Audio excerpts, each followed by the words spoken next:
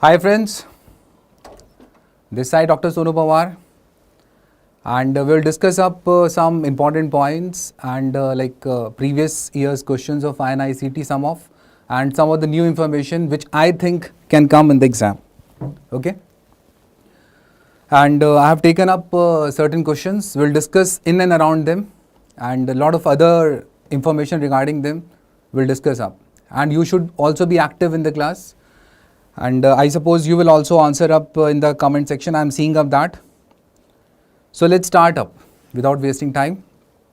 See this first question. A child came with complaints of multiple seizures, high fever, headache, neck rigidity, and the lab investigation of the CSF shows up what? Low glucose, high protein, and many polymorphs. So one thing is clear from this particular aspect only, that they are talking about which particular meningitis? Pyogenic meningitis.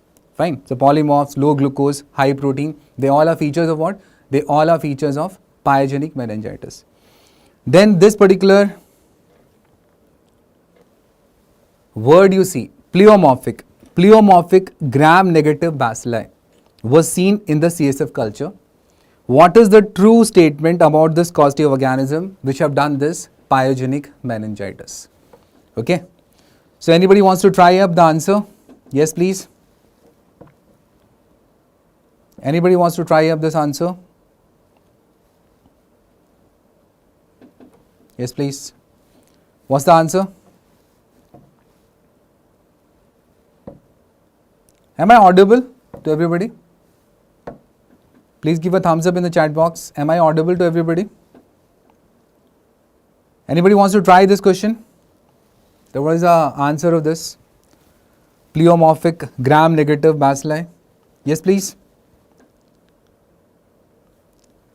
Dr. Ravi Bhushan have said C. Let's other try also, Ravi. Let's see what they say. Sakshi have told C. Okay. What else? Any other?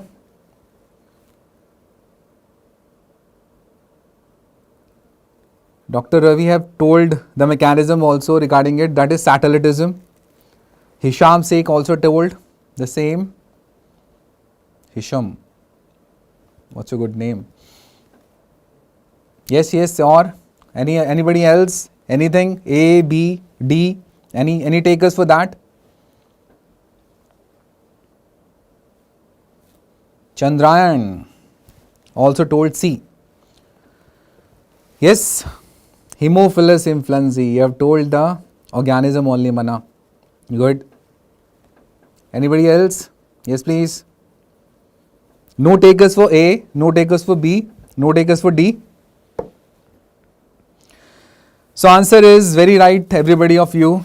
The answer is C. Okay. It exhibits satellitism around the staph aureus, colonies or streak, you can say. Okay, and we are talking about which particular organism here? Haemophilus influenzae. Okay, and this was asked in the previous INI-CET exam.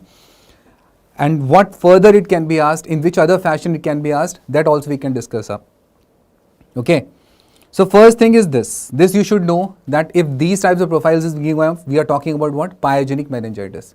Okay, important is bacteria जो हैं, these are like they love glucose. Okay, bhukkad हैं वो glucose के, they love glucose, and that's why the CSF glucose remains very low, or it can become zero in them. Okay, Ashi and Naseem also told C, very right. So basically from the question, this particular hint, pleomorphic gram-negative bacilli, that was observed, and pleomorphic is which one, guys? Haemophilus influenzae. Okay, Haemophilus influenzae. Fine. Now you tell me Haemophilus influenzae. What is the other name of it? What is the scientific name of Haemophilus influenzae? That is P-first bacillus. Okay, everybody knows it. P-first bacillus is the scientific name of it. Is it capsulated or non-capsulated? So it is capsulated as well as non-capsulated. And the capsulated strains, they does more of a virulent infections like meningitis and epiglottitis. And the other ones, they does otitis media, the simple ones, sinusitis and all. So that you know. Fine.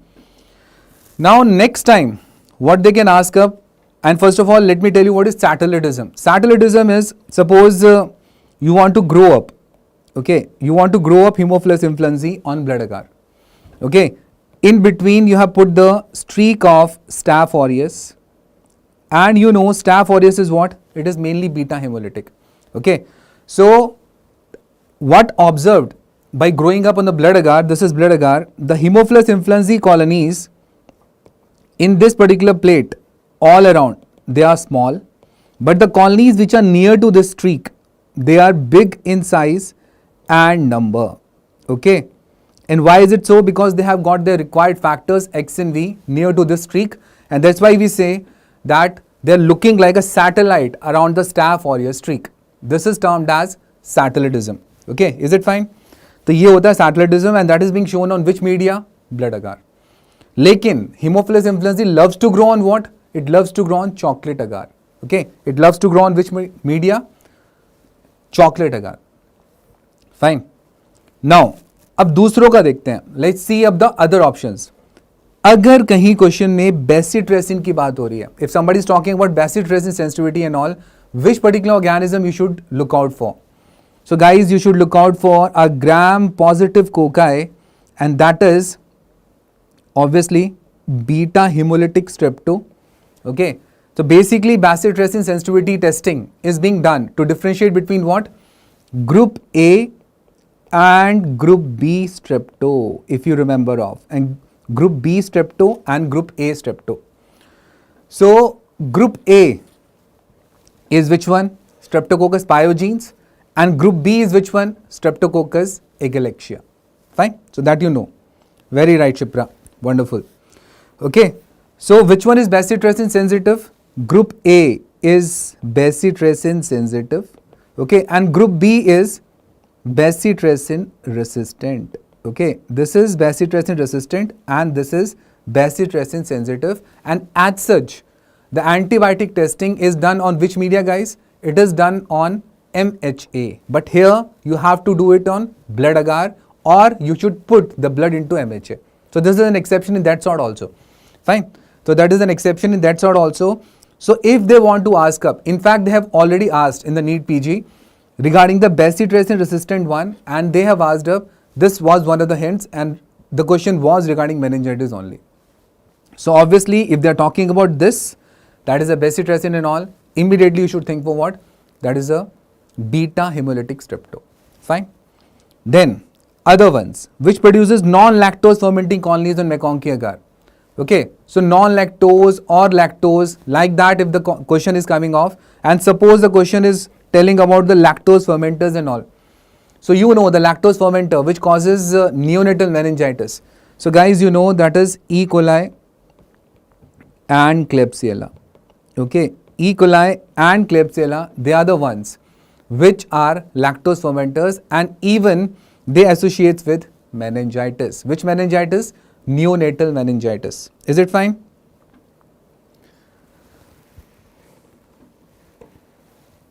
So this also needs to inculcate that if it is asked in the form of lactose fermenters and non-lactose fermenters, then you have to think for these fellows regarding the meningitis, E. coli and Klebsiella. Now, talking about the alpha hemolysis on the sheep blood agar. So alpha hemolysis and all, if we talk about, then obviously it is not going towards that staph and all, because alpha hemolytic strepto is there, and that you know, that is pneumoniae, Streptococcus pneumoniae. Then they are talking about what? Then they are talking about Streptococcus pneumoniae, guys. That is pneumococcus, and this pneumococcus is the most common cause of meningitis in all age groups except the neonates, because in that it is Streptococcus agalactia. Fine. So that also needs to be remembered, alpha hemolysis and all. So like that also the question will be coming off with these particular hints in the exam. Now let's see a particular table which, and you should tell up, okay, ki which particular organism we are talking about according to this particular one. See this particular question, that a gram positive cocci in pairs and lanceolate shape. Tell in the comment section that what we are talking about, guys. Okay, Tell in the comment section that what we are talking about. That is a gram-positive cocci in pairs, lanceolate shape. Tell me. Yes, yes, yes. Dr. Raghav, tell about this, that the gram-positive cocci in pairs and lanceolate shape. What we are talking about. Yes, please. Ashi have told it. That is pneumococcus, guys. Okay. So like that, with these particular hints also, the questions might come in your exam, and that is pneumo. So the pneumococcus, this might be their hint, and other hints which can be there in the question is, just now we have talked about, this is alpha, a proper spelling, alpha, ALPHA, alpha hemolytic. Alpha means what? A partial hemolysis. That is termed as alpha. Draughtsman shape colonies on blood agar. Draughtsman shape, okay? That is carom coin appearance. And if you remember of that particular mnemonic which I used to tell up, bio, it is bio-positive, okay? And what is bio-positive? Bile-soluble, inulin fermenter, optochin sensitive, okay? So these will be there in the exam, and they will be asking up which particular meningitis. So they are talking about streptococcal pneumonia, that is pneumococcal meningitis. Is it fine, guys? Now, other one you see, the gram-positive cocci in short chains. Short chains. Chain, whenever you talk about chains, what we are talking about? Streptococcus. Fine. So, beta hemolytic pinpoint colonies, remember pinpoint colonies are there with strepto on blood agar, and see this test, CAMP test. What is CAMP, guys? Christie-Atkins-Munch-Peterson. Okay. And it is resistant to the bacitracin. Just now we have talked about this. Can you tell me what we are talking about? Resistant to bacitracin? Yes, please. Cortex, wonderful. It's Streptococcus echinacea. Okay, Ashi, wonderful. Right, you are. We are talking about Streptococcus echinacea.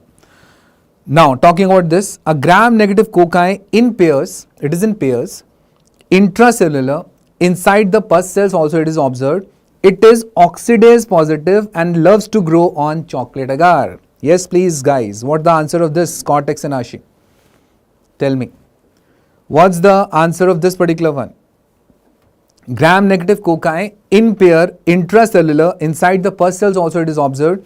Oxidase positive, in fact catalase positive also, grows on the chocolate agar. That is also termed as modified chocolate agar, Thayer-Martin media. Yes, please, in the options, you tell me. What should be the answer here? We are talking about which particular one, which does meningitis. Ashi is wrong. Shipra is half right. Tell me which organism we are talking about. So guys, we are talking about meningo, na? We are talking about what? We are talking about meningo, meningococci. Why gono? Why gono? Gono does meningitis. Okay. So gram-negative cocci, देखो meningo भी तो intracellular होता है, मतलब it is both sides ना, it is extra as well as intra, and it is oxidase positive, it grows on chocolate agar. We are talking about meningo, not the gono, okay? Because here we are talking about meningitis, and meningitis obviously is done by what? Meningo one. Okay, Aditi now is correct. You all got confused. Dipendra also. Pleomorphic gram-negative bacilli. देखो आ गया अभी. This particular hint was there ना? Pleomorphic gram-negative bacilli. Satellitism is observed in blood agar with the staph aureus streak. Okay, and this particular X and V factors, because this particular organism loves to have these X and V, and it shows up this phenomena, satellitism, on the blood agar. So obviously what we are talking about? We are talking about Haemophilus influenzae. And in the above one, we are talking about what? We are talking about meningo. Okay, we are talking about meningo. Now, this one, a gram-negative bacilli, and the identification is based on colony grown on McConkey agar and the biochemical reactions. So McConkey agar have come into scene, and gram-negative bacilli. So what we are talking about? Along with the biochemical reactions like IMVIC and all. And IMVIC, I am telling you, that is plus, plus, minus, minus. So which organism am I talking about?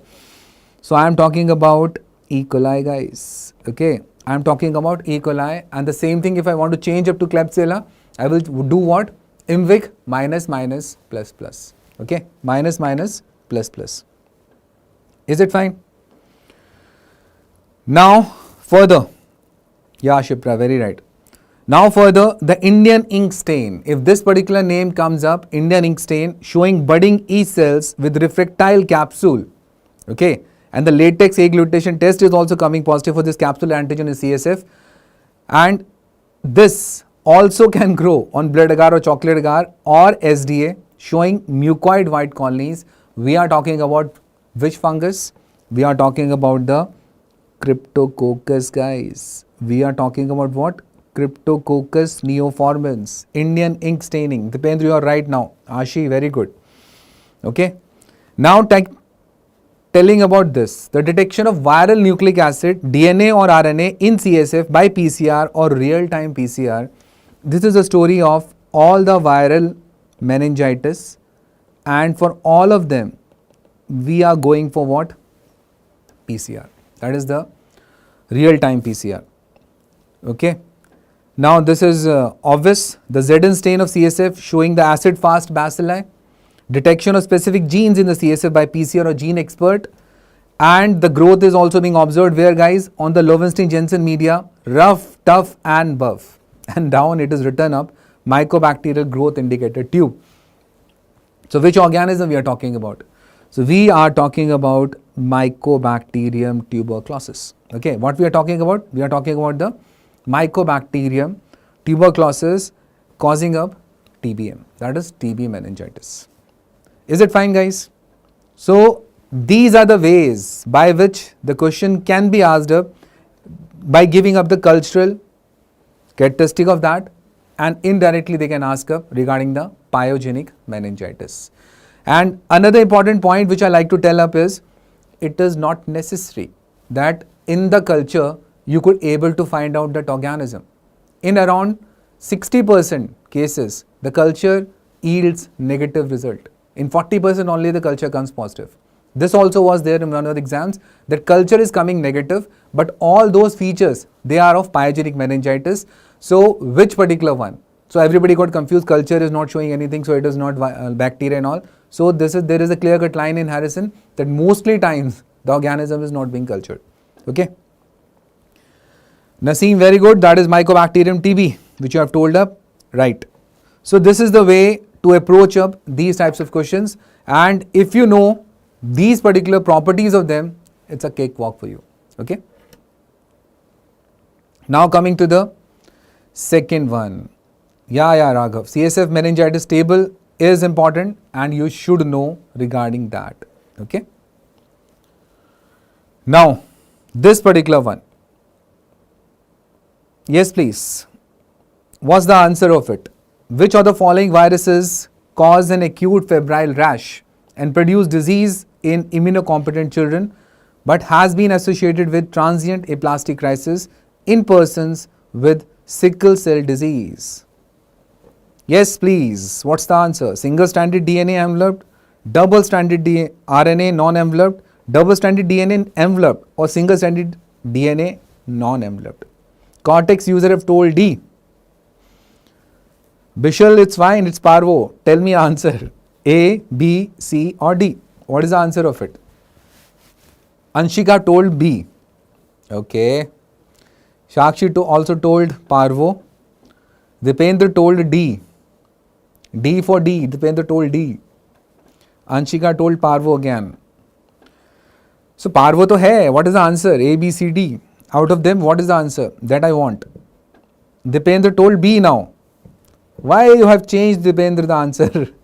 Your answer was right before. Why you changed? Bishal told D. Dipendra again told B. But the answer is D. Okay. Sakshi told D. Answer is D, guys. It's a single-stranded DNA virus and it is non-enveloped. Okay. It is non-enveloped, and this particular child smiling up and received up on both the cheeks, all the 5 fingers, is talking about the 5th disease, that is erythema infectiosum. Okay, erythema infectiosum. So let me tell you how we have reached to this answer. Okay, for that you need to know certain points, and those certain points of what? Don't be confused, now you will not be confused, see this. Okay, remember like this, all the DNA viruses, all the DNA viruses, they are mostly double stranded. Okay, DNA viruses are double stranded except the parvo, which is a single stranded DNA virus. First point. Okay, RNA viruses, they are single stranded except the Riovidae family, that is the rotavirus. Rotavirus is double stranded RNA. So firstly you should know this. Okay, that is to be remembered. Firstly you should know this. Now, talking about the non-enveloped stuff. Non-enveloped DNA. Which all viruses are non-enveloped DNA? Remember them by a mnemonic PAP. That is parvo, adeno and papova. And papova is the family, that is Papovavirdi. And what comes in the Papovavirdi? Human papilloma virus. What comes here? The human papilloma virus, polyoma, BK, JC. So all of them, they are what? Non-enveloped. Okay, all of them, they are what? Non-enveloped. Remember this also. Now, if we talk about non-enveloped RNA viruses, guys. Okay, non-enveloped RNA viruses. So non-enveloped RNA viruses, let me rub this off. Non-enveloped RNA viruses, if we talk about, in that what comes is mnemonic park. Okay, in that what comes is mnemonic park, and in this, these all are families only, guys.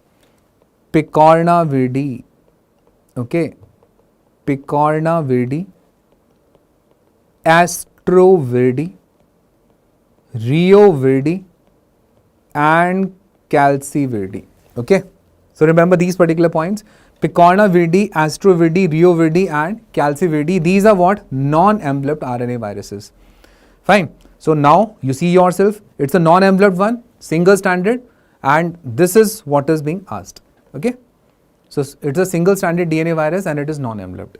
Other than that, what needs to be remembered is, here only I am telling up, in this you are seeing a picorna, and hepatitis A belongs to picorna, and to the calci what belongs is hepatitis E. So hepatitis A and E, they are also what? Non-enveloped. They are also what, guys? They are also non-enveloped and they are RNA viruses. Right, Anshika? So this is the way to approach up these types of questions. And now if I ask up you, all of you, I ask up a question, tell me that if the same thing I apply up to the rotavirus, okay, the same thing if I apply up to the rotavirus, so first of all you tell me rotavirus is what? Rotavirus is what? Rotavirus is double stranded RNA, single stranded RNA. Is it enveloped or non-enveloped? Tell in the comment section first. Yes, please. Rotavirus is what? Double stranded RNA, single stranded RNA, enveloped, non-enveloped, what? Tell me. It's a double stranded RNA and non-enveloped. Ashi have told wonderfully right. It's a double stranded RNA and it is non-enveloped. Just now we have done, na? Rio is rota, and rotavirus is the most common cause of what? It's the most common cause of diarrhea in the children. Okay. What is the shape of it? It looks like a wheel with spoke. Fine. Naseem have done right. So double stranded RNA, non-enveloped, and one more thing you can add upon to this which can be asked is, it is having a segmented genome, guys. It is having a segmented genome. टुकड़ों में होता है इसका genome. Fine. So it's segmented genome this rota is having. So obviously they can give you a case scenario, and down when you see, you will see this, not the rota. Okay. So this is the way they can ask up this particular question, which you should know. Fine. Now, which all diseases other than this slap cheek appearance that is being done by parvovirus, it is also being asked again and again. Okay. So remember like this, that the parvovirus does which disease? These all. That is apne. Means this parvovirus, abhi this particular champion have received the slaps on both the cheeks. Okay? So you have to imagine it this way only, that after the slap, okay, some of your family member have slapped you, और अपने जो हैं वो क्या हो गए? पराए. चांटा पड़ने के बाद अपने क्या हो गए? अपने fellows, what they have become? पराए. So that you need to know. Wow, Dr. Raghav, wonderful. रोता हुआ बच्चा with wheel on street. That's good, cool. Okay, so apne. So what is there in this apne? In this, A is, guys, aplastic crisis. And this aplastic crisis in whom? In sickle cell anemic patients. Fine. P is pure red cell aplasia. Pure red cell aplasia. One of the organisms which associates strongly with pure red cell aplasia is this. Another P is also there. Okay, that is polyarthralgia syndrome. Polyarthralgia syndrome, in which there is an upper limb joint pain more than the lower limb joints. Okay. N is NIHF, non-immune hydros fetalis. Okay. In a pregnant female, it does what? NIHF, that is termed as non-immune hydros fetalis. E is, which we have talked about, erythema infectiosum, that is termed as fifth disease. Okay, having a slabbed cheek appearance. Having a slabbed cheek appearance. Okay, so all of these particular points are also being asked nowadays. So you should know regarding them, all of them. In fact, pure red cell aplasia was asked in the same exam twice. Okay, strongly associated with what? Parvovirus B19. Okay, parvovirus B19, which is a single stranded DNA, and it is what? It is a non-enveloped virus. It's a DNA virus and it's a non-enveloped one. Okay. Now, let's talk about this. This particular question, let's talk about. Firstly, you see this and then we will talk about. Fine. अपने हो गए पराए, doctor Raghav, चांटा खाने के बाद. After having a slap, अपने क्या हो गए? पराए. सो पार्वो, याद रहेगा. Fine.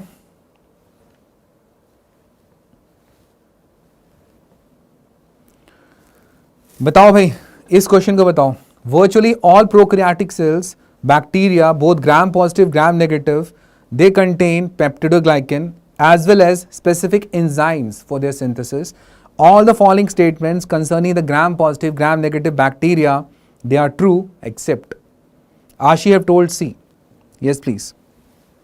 Aditi have told C. Vishal have told C. Right, right. Shipra have told C. And most of you have told C, and the answer is no doubt C. Okay. The answer is no doubt C. Okay. Dr. Mithu have also told C. Yes, you are right. Now let's see them one by one, what they are telling in this and what extra information what we can have from these particular options.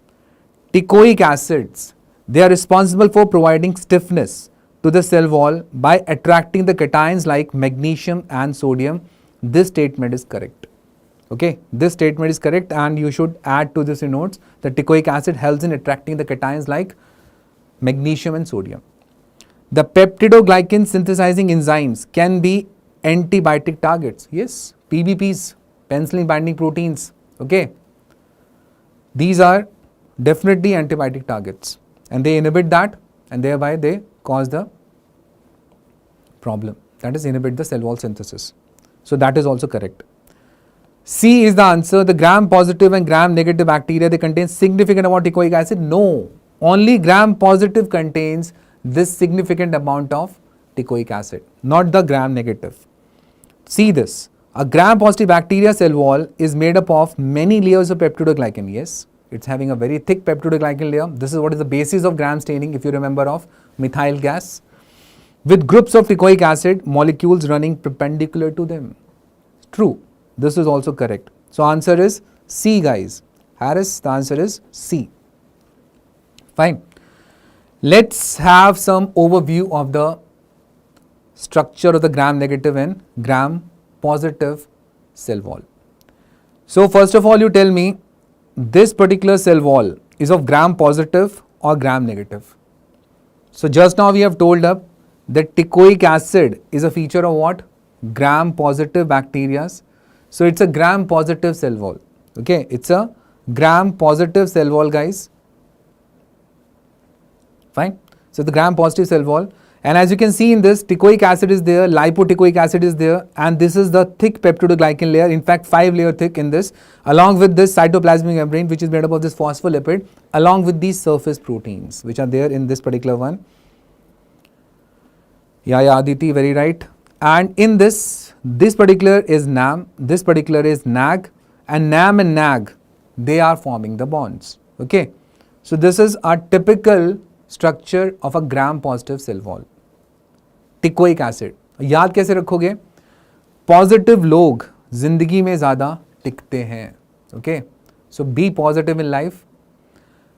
Positivity gives you a lot of things in life. So, because if you are negative, nobody cares, and if you are positive, might be something good happens to you. Okay, and if you always remain negative, that this will happen, that will happen, it will happen also. So try to be positive in life.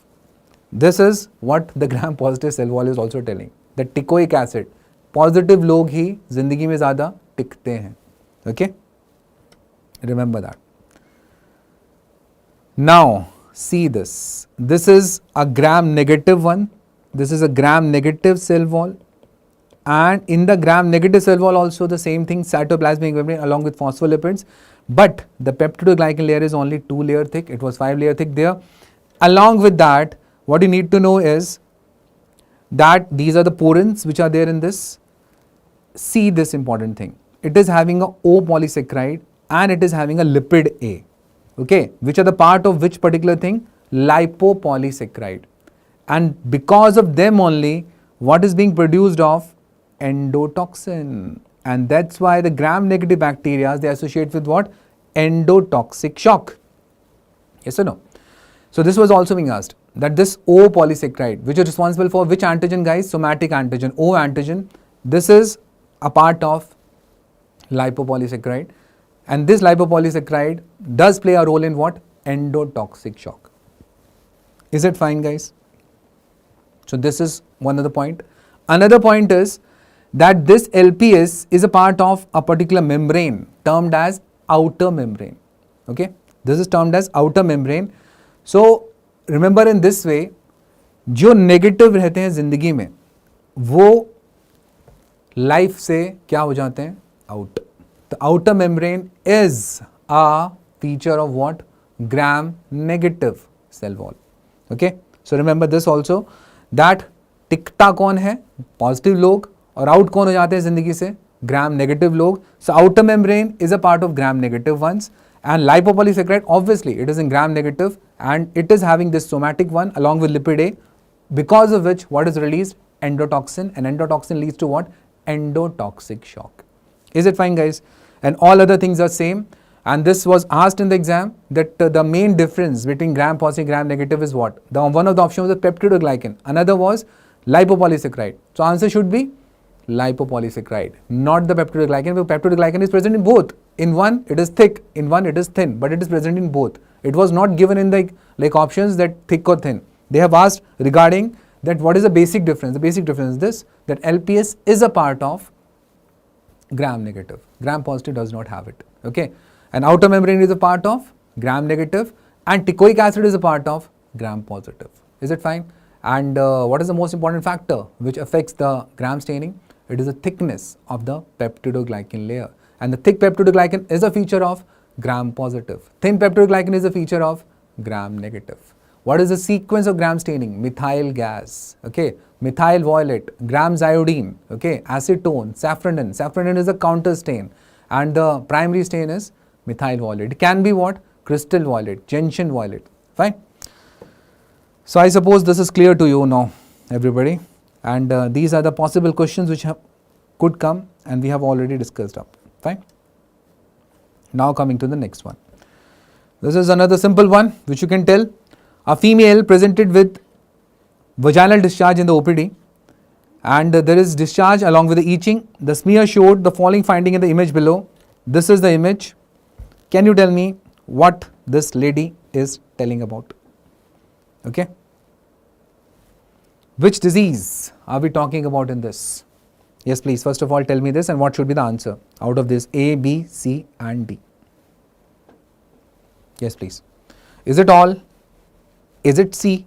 Is it B? Or is it A? Dipendra have told C. Bishal also told C. Shipra also told C. Okay. Aditi also told C. And Dipendra have told that what we are seeing up in the image is clue cells. Very right, Dipendra. In this you are very clear. Bacterial vaginosis, Bishal have told, and that's really a right diagnosis, bacterial vaginosis. Yes, please. Ravi have told bacterial vaginosis. Ashi told the answer D. Okay. Itching is absent in bacterial vaginosis, but it can be there, Anshika, sometimes. It is not a characteristic feature, itching is absent. Shriyansh have told D. Naveen have told C. And the answer is what, guys? Yes, what is the answer? Answer is D. Okay. Answer is D. Fine. Answer is D. Manish, answer is D. Why? Because megasphaera, this is a bacteria which is a normal commensal of the vaginal microbiota. Megasphaera, it belongs to the Clostridial family. Prevotella, it is also anaerobe and it can also does the bacterial vaginosis. Okay, and this is the main culprit, Gardnerella vaginalis. Okay, so all of them, they can do bacterial vaginosis.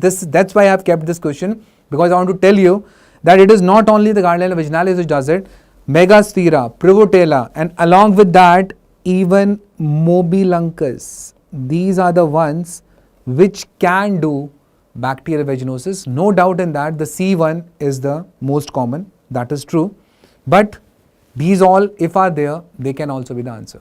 Okay, and as you are telling up, this is bacterial vaginosis, and which criteria is followed up? Amsel's criteria. Okay, Amsel's criteria. Lactobacillus is a normal one, Shreyansh. So lactobacillus will not do. Lactobacillus is a normal vaginal flora. If it has to do, it would have done. Okay, so lactobacillus is not doing it. Lactobacillus, in fact, it is a preventive one regarding the bacterial vaginosis, and we should increase this, and that's why we say vaginal douches, they should not be done because they kill up this particular one. Tricky question, Vishal told. Yes, it was a bit tricky. So Amsel's criteria is what, guys? The pH goes more than 4.5 for the genital tract. Okay, there is a fishy odor, fishy vaginal discharge, fishy odor, vaginal discharge, and what is the color of this discharge? It is greyish or greyish white discharge. Fine. And when you add up 10% KOH into this fishy smell of this discharge increase in fishy smell. Okay, there is an increase in what? Fishy smell in this particular one, and that particular test only is termed as what? Whiff test. And the fourth point is, as given in the image, the clue cells, and the clue cells are epithelial cells over which this Gardnerella vaginalis is sitting like this. It replaces of which one? Lactobacilli. Okay, it replaces of what? Lactobacilli. And Anshika told Nugent scoring is also done. Very right. You are also right that Nugent scoring is also being done for it. The previous was Nugent scoring only. But nowadays what we use is Amsel's criteria. Another question which is frequently asked regarding it is, what is the drug of choice? That is metronidazole. In pregnancy also what? Metronidazole. Okay, this is bacterial vaginosis. Yeah, Raghav, very good. So, Remember this particular one, we are talking about bacterial vaginosis here. Now, coming to this particular question, tell me regarding this. Yes, please. Tell me regarding this particular one, that 24 hours after returning from a short trip to Asia, a 35-year-old female has sudden onset of massive watery diarrhea that is colorless, odorless, and contains flakes of mucus. Which of the following medias would most likely to be used in isolating this particular organism? Subhash, good evening. Tell me. Yes, please. What's the answer of this question? 24 hours after returning from a short trip to Asia, a 35-year-old female have a massive watery diarrhea, which is colorless and odorless. Okay, means pus cells are not there. It's a non-inflammatory diarrhea. Okay, we are talking about what? Which of the following medias would most likely to be used for isolating? Remember this. Don't get after the answers. The question is regarding the isolating the organism. Okay.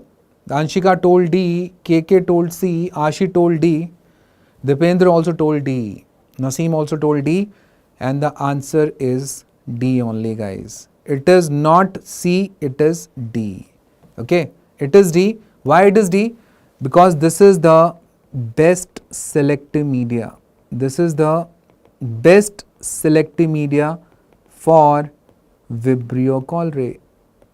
Okay, and we are talking about cholera in this particular question. Fine. No, it's not enterotoxinic E. coli. No, it's not traveler's diarrhea. It is this cholera, and it is being done by this organism Vibrio cholerae, and the media which is being used for this is TCBS, thiosulfate, citrate, bile salt, sucrose. And how to remember of this TCBS if you write up like this? It's a culture media, the best selective media of Vibrio cholerae. How to answer it up? That TC was given by whom? VC. Okay, TC is being given by whom? VC. And as they are telling up in the comment section that VR media is the transport media. Yes, VR media is a transport media. Along with that, what?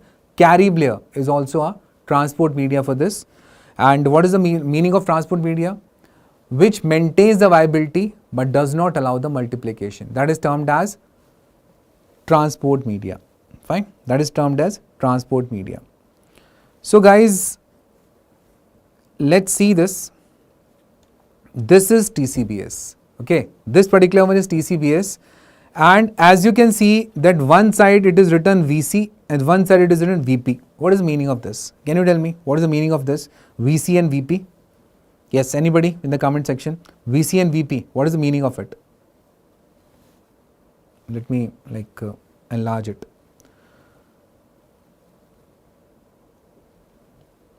Treatment is you can use, drugs are basically not of much value here, okay, but you can use doxy and all. Along with that, the IV fluids, that is what is the mainstay of treatment because dehydration happens massive in this, okay. So yes, please tell me about this. What is VC written and what is VP written? Differential? Anshika have told right. It is Vibrio cholerae and it is Vibrio parahemolyticus. Okay, and as you can see the difference between them, the VC have changed the color of TCBS from green to yellow. Okay, so there is a change in the color from green to yellow by the Vibrio cholerae. Why? Because it is a sucrose fermenter. Okay, it's a sucrose fermenter, you know by that mnemonic COINS.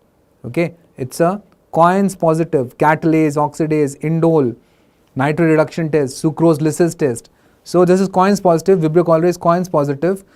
Vibrio parahemolyticus is non-sucrose fermenter. It's a non-sucrose fermenter, so that's why it does not change the color. Okay, it does not change the color. So this is also needs to know. Anshika, you are right. Vibrio parahemolyticus associates with what? Kanagawa phenomena. It was asked in the recent NB exam. Okay, that Vibrio parahemolyticus associates with which phenomena? This associates with Kanagawa phenomena. Okay, and this Kanagawa phenomenon is being observed on which particular agar? Vagatsuma agar. And what is Vagatsuma agar? It's a high salt content agar on which this particular one shows enhanced beta hemolysis. Kanagawa is what? Enhanced beta hemolysis. And as Aditi told, Vibrio parahemolyticus. This particular one is like bipolar. It's a bipolar stained organism. Fine. It's a bipolar stained organism. And this particular one is capsulated also, and this associates with seafood poisoning. Okay, seafood poisoning. And how much percent halophilic it is? 7% halophilic. 7 samudra par jana hai. 7 seas overseas you have to go, and there you have eaten of what? Oysters or crabs and landed with what? Seafood poisoning. And in this, lot of questions can come, and these are the expected one which we have done, that it shows of Kanagawa phenomena. What is Kanagawa phenomena? Enhanced beta hemolysis. On which media? Vagatsuma agar. तो तुमने क्या किया? गाना गाया. कहाँ गाया? Wagah border पे. ठीक है, और गए तुम वहाँ पे कितने? 7 समुद्र पार करके. So it is 7% halophilic and lands up with what? Seafood poisoning. Okay, eating of what? Oysters and sometimes yes, crab also. Is it fine, guys? So remember this particular point also in this. Fine. Now tell me some more questions regarding the Vibrio. Vibrio is full of questions that you should know. Important is what is the motility of it. So motility of this is darting, as everybody knows. Darting, also termed as shooting star. Okay, also termed as what? Shooting star. So Vibrio cholerae is having this particular typical motility, that is darting motility. Which other organism have it? Campylobacter jejuni. And Campylobacter jejuni loves to grow at which temperature? 42 degrees centigrade. Okay, loves to grow at which temperature? 42 degrees centigrade. So this also you need to know. Another favorite of the examiner is becoming is that the cholera toxin works where? It works on the tight junctions or zonooccludins. So guys, both are same. Okay, it acts on them, and mainly these particular receptors, they are involved up. GM1 ganglioside receptors. And how to remember the GM1 only? It is general manager of the company is the number 1 position. Okay, so GM1, very right, Pia, very right, Anshika. So GM1 ganglioside receptors, it binds off and it does ADP ribosylation of GTP, G proteins, and these G proteins are which one? They are G stimulatory proteins, and thereby there is increase in enolylate cyclase activity, there is increase in cyclic AMP, and thereby massive watery diarrhea happens because of the intracellular movement. From cell, they have moved to the lumen, intestinal lumen, a massive watery diarrhea happens, and it is a non-inflammatory one, rice watery, which mimics up arsenic metal poisoning. Okay, so these all are very important questions regarding the Vibrio, which you should know. Besides that, other ones which can come is that oven Vibrios, okay, those particular Vibrios which have this oven antigen with them, they are of two types. One is classical and one is Altor. Okay, one is classical and one is Altor. How to differentiate between them? So basically, to differentiate between them, you go for two testings. One is polymyxin antibiotic testing, and another one is a phage testing, that is termed as Mukherjee phage 4. Okay, Mukherjee phage 4. These are there. Fine. So polymyxin test and Mukherjee phage 4. These are the two tests which differentiate between classical and Altor, and both of them, they are positive in the case of classical and they are negative in the case of Altor.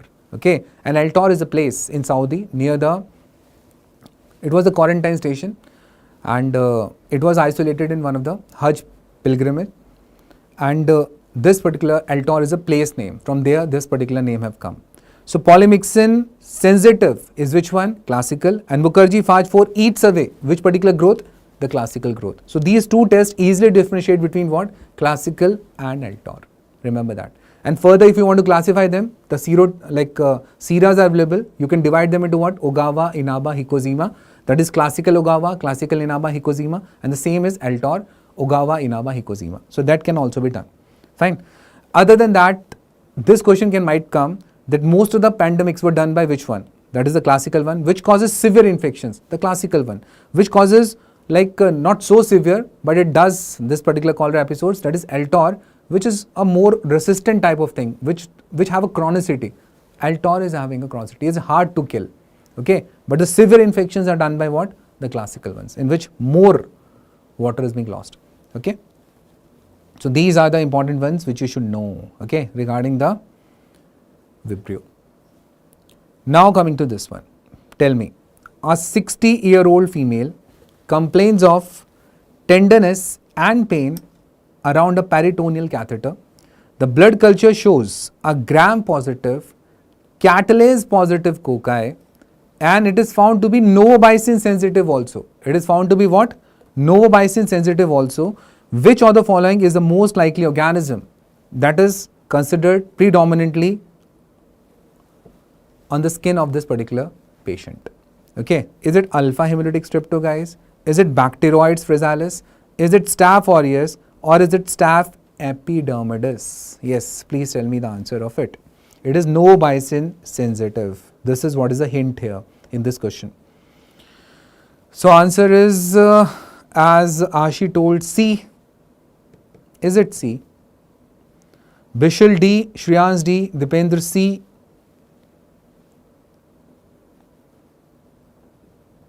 LOIV told D. Answer is D. Answer is D, guys. It is Staph epidermidis. And why we are saying so? First thing is skin. Normal commensal of skin is which one? Epidermidis. Simple enough. Okay. And after that, they are telling about the gram positiveness, catalase positive cocci, and novobicin sensitive. We are talking about Staph epidermidis. Wherever we talk about any sort of intervention, means IV cannulation, catheterization, we should think for Staph epidermidis. Okay, this organism is capable of producing what? Biofilm. And this biofilm which is being produced by this Staph epidermidis contributes to what? Antibiotic resistance. Okay, it contributes to what? Antibiotic resistance. This question might also come. Another recent one is that the early prosthetic valve endocarditis. Early prosthetic valve endocarditis was being asked, and yes, that is somebody have changed the valves and within 1 year again the valves are damaged off. So this is early prosthetic valve endocarditis. Again, the culprit main is epidermidis. Okay, the culprit main is epidermidis. And if we talk about the change in these questions, so how we can change up the questions, guys? So remember like this, that if we want to take up towards strepto this one, so what I have to do in the starting itself, I will make this catalase positive as negative. Okay, and if I make it as catalase negative and it is a cocci, so it will go towards what? It will go towards the strepto. Okay, so remember that particular aspect also. Bacteroides fragilis, this is a anaerobe. Okay, this is an anaerobe and it is one of the common bacteria which is found in our gut. And the Bacteroides fragilis, famous question is that does it have a lipopolysaccharide? Yes, it does have a lipopolysaccharide, but it does not produce a very potent endotoxin. And that's why we say it may leads to shock and DIC. It may leads to shock and DIC. This you need to know. It may leads to what? Shock and DIC. Is it fine? That is the Bacteroides fragilis. Fine. One of the more common commensals in your gut, and it's an anaerobe, gram negative bacteria, and it's a strict anaerobe. Staph aureus, guys, Staph aureus is the real hero. The gram positive it is, catalase positive it is, coagulase positive it is. It is the Staph aureus. Okay, regarding the Staph aureus, which other important things we should know? Let's talk about 3-4 things. Staph aureus leads to food poisoning, and the food poisoning of this is having the incubation period of how much, guys? Incubation period of 1 to 6 hours. Okay, and which other guy also have the same thing? Bacillus cereus emetic strain, which associates with Chinese fried rice. This associates with contaminated milk and meat. Okay. Another aspect is it leads to SS, which is termed as Retter's disease in the children, and that is termed as staphylococcal skin scalded syndrome. And the same Staphylococcus aureus associates with toxic shock syndrome, okay, which is being done by which particular toxin? TSST1. And this TSST1 is a super antigen. And what is a super antigen? Antigen which is super antigen. Yes or no? No. It is non-MSC restricted and attaches on the lateral side of the TCR, okay, V beta domain, and activates more than 20% T lymphocytes, which leads to massive lymphocyte release and shock. Okay, so that is there, which you should know, and it is a super antigen here. Besides that, the Staph aureus, whenever somebody talks about IV drug abuser endocarditis, immediately what should come in your mind? Staph aureus. Okay, if somebody talks about NVE, native valve endocarditis, also termed as ABE. ABE is acute bacterial endocarditis because SABE is done by viridins and ABE is done by Staph aureus. Very right. Okay, so this is also there. The Staph aureus associates with nematocele. One of the common causes of formation of nematocele is Staph aureus. Okay, then this particular Staph aureus associates with number of skin ones like cellulitis, impetigo. These are also being done by this. Carbuncles, furuncles, okay, butyriomycosis, mycetoma-like lesions. They are being done by what? Staph. Acute mastitis, osteomyelitis, but osteomyelitis in sickle cell ones, that is salmonella. That is also there, one of the questions which you should know. Fine. Staph aureus is famous to produce these fellows also. MRSA, methicillin resistant Staph aureus. The change is PBP have changed to what? PBP2A. Which gene is involved up? MAC-A gene is involved up. Okay, what is the mechanism by which the resistant transfer happens in the Staph aureus mostly? That is transduction. Okay, that is transduction, and whenever we talk about transduction, what we are talking about? Bacteriophage or phage, whatever you call it. And this is the main mechanism. Because of MAC-A gene acquisition, they have become MRSA, MRSA, and like that only there is Varsha also. Vancomycin resistant Staph aureus, for that you use linezolid or daptomycin, and it is due to which gene, guys? It is due to the VAN gene. It is due to the VAN gene. Important is that in this you have the phage typing also, and which is the most common strain which you find up in most of the hospitals causing a problem. That is 80/81. Okay, 80/ I am writing this side also if it is not visible. 80/81. 23 types of phages, they are there in this particular one, and the National Staph aureus phage typing center, it is in Maulana Azad, PAMC. Fine. So these all important points regarding the Staph aureus you should know. Okay, you should know. Now see this particular one, what we are showing up in this particular picture.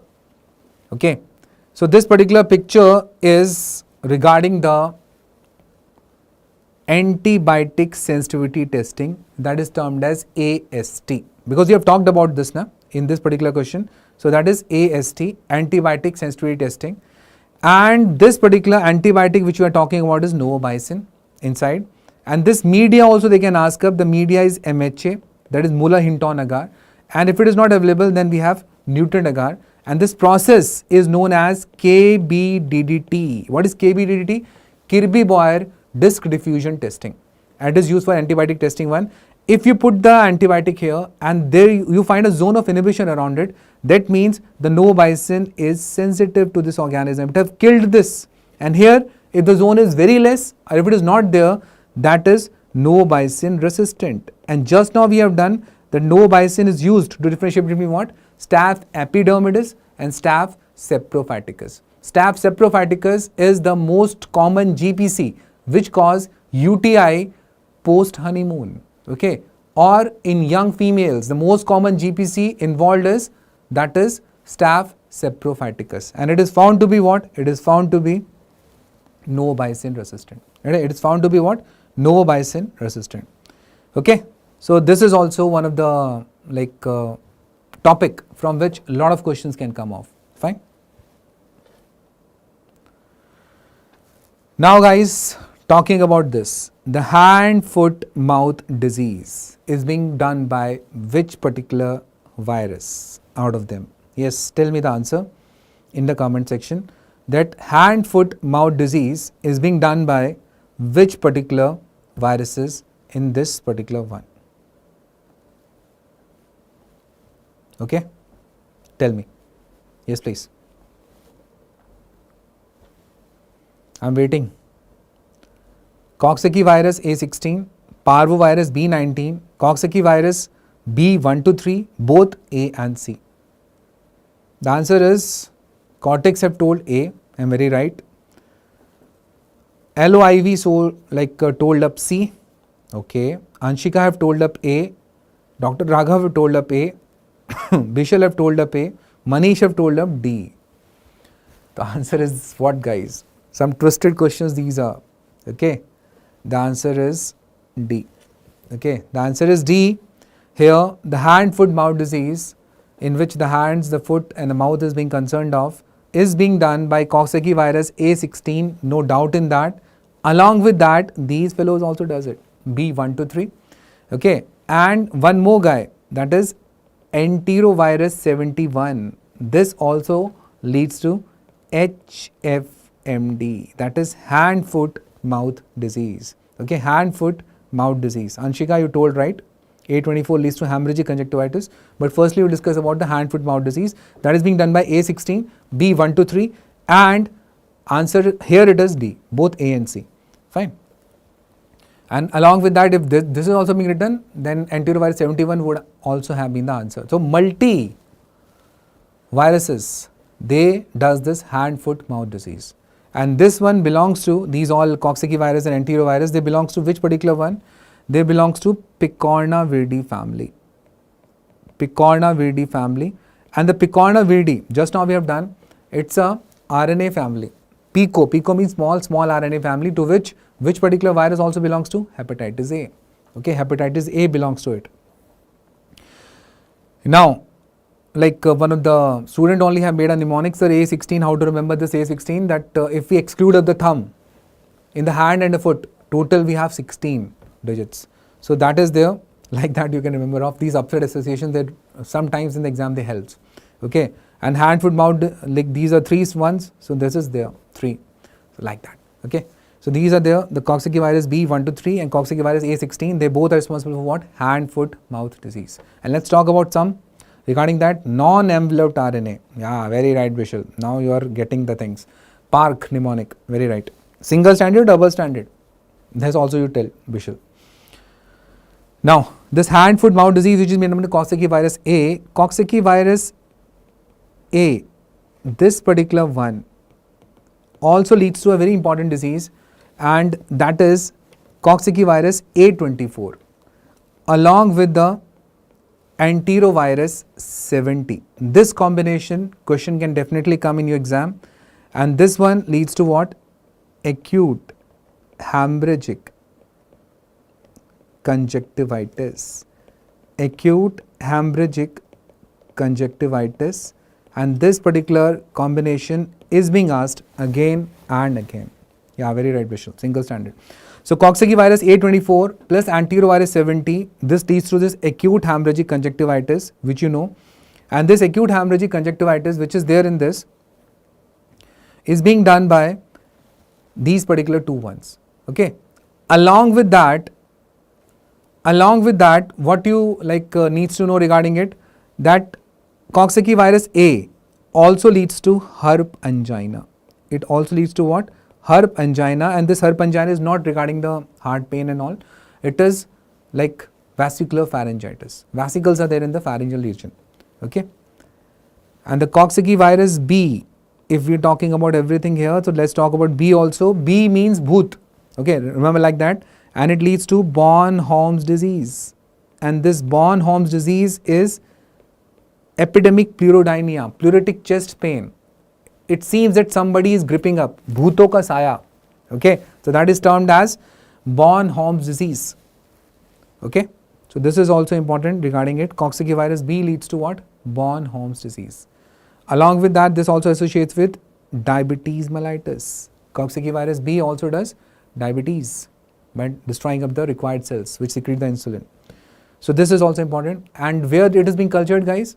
In the newborn suckling mice, whose age is less than 48 hours. And the same thing is also used for arboviruses.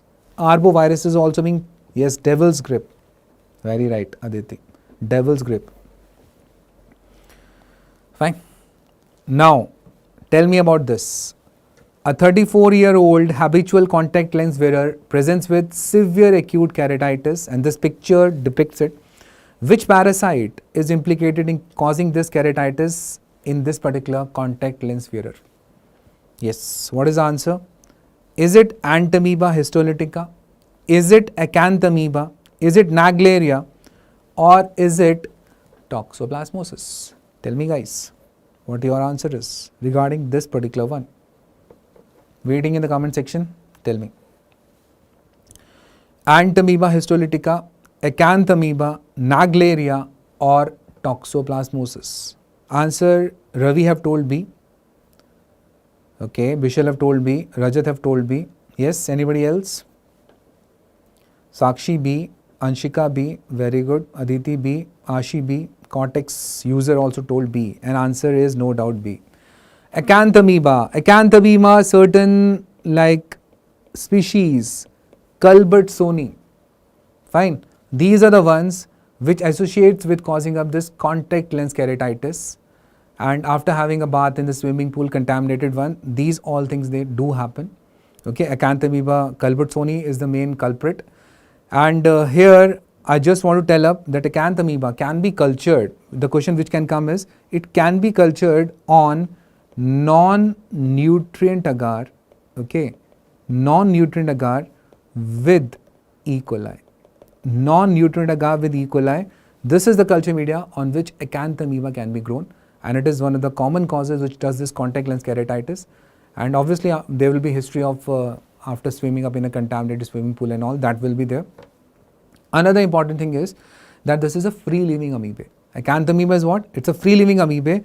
In fact, Naegleria is also free living amoeba, and both of them, they also associates with granulomatous encephalitis. Okay, granulomatous encephalitis, like I can say like regarding the encephalitis, because granulomatous is not being done by the Naegleria. Naegleria is termed as the brain eating amoeba, and this Naegleria leads to a particular ailment termed as PAM, primary amoebic meningoencephalitis. That is the Naegleria.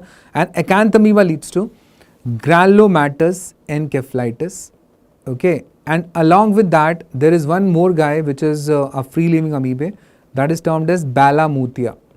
So these three names you need to know, and all of them they does encephalitis, and single-handedly Naegleria does what? It does PAM, primary amoebic meningoencephalitis, and this is like basically when you have gone for swimming in a freshwater pond, the guy which is waiting for you is Naegleria there. Okay, brain eating amoeba, very right. Brain eating amoeba associates with the not exactly swimming pool, a pond which is clean. Okay, that leads to this PAM, Naegleria fowleri.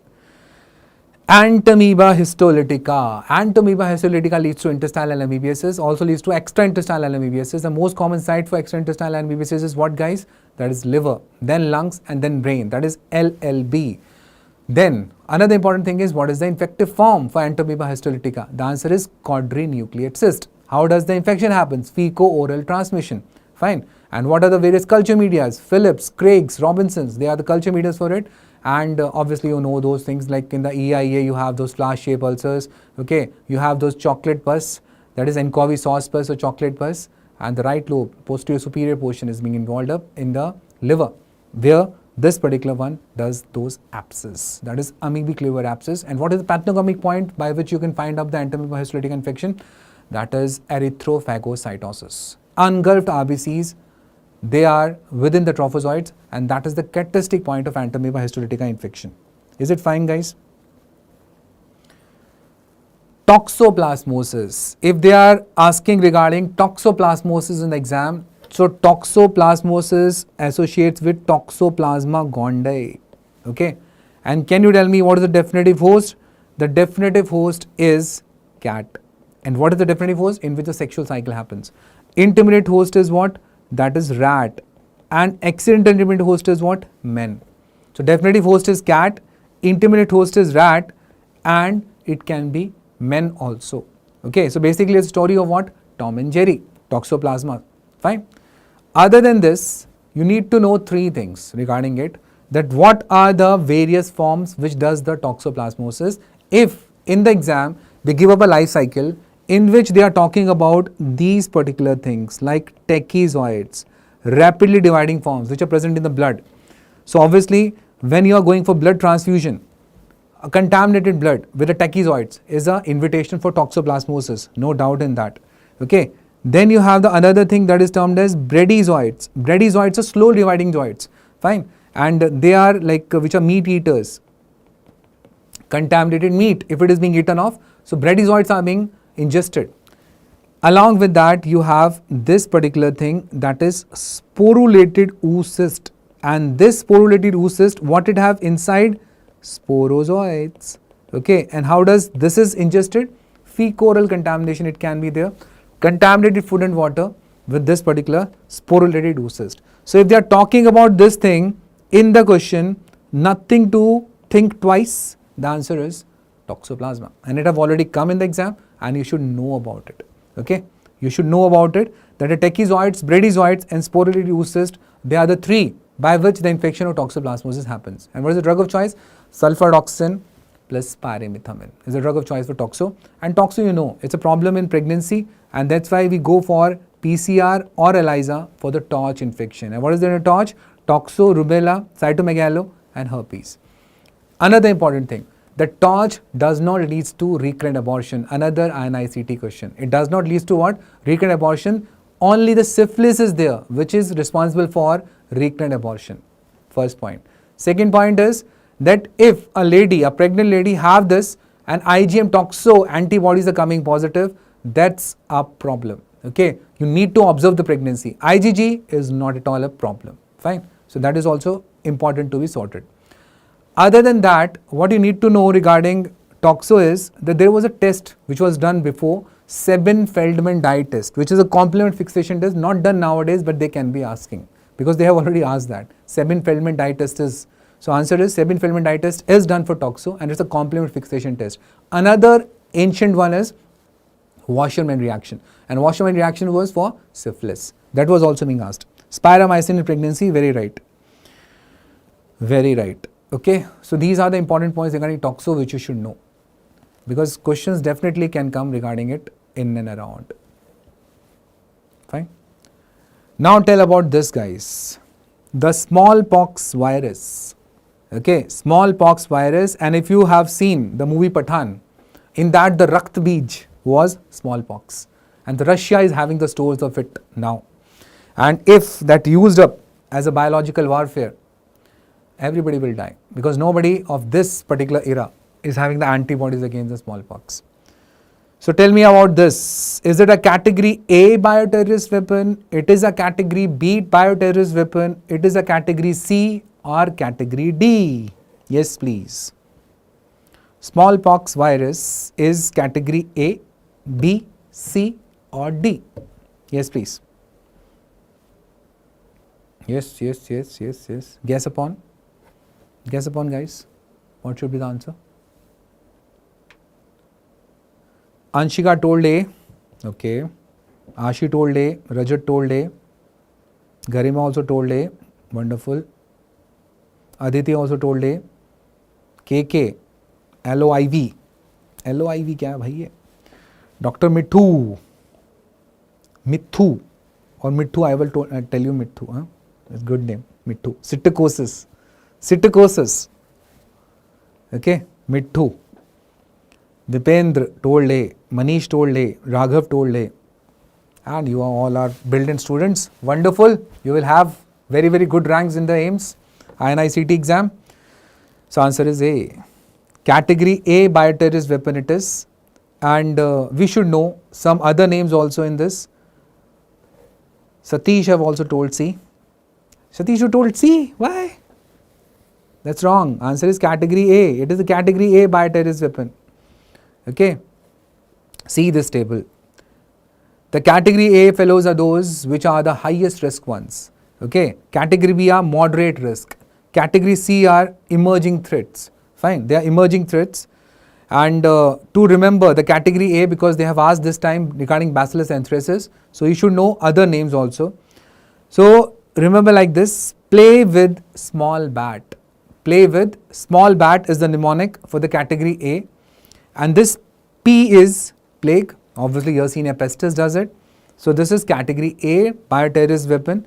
VI stands for viral hemorrhagic fevers like Marburg, Ebola, KFD and yellow fevers also. They have been considered as the category A bioterrorist weapons. And along with that, those particular ones are also there.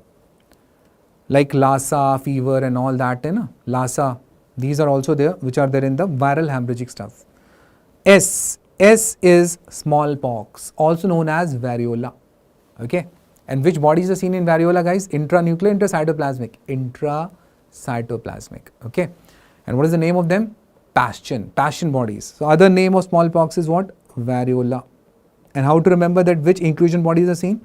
The answer is passion bodies. Okay, passion bodies, and these passion bodies are intracytoplasmic inclusion bodies. Okay.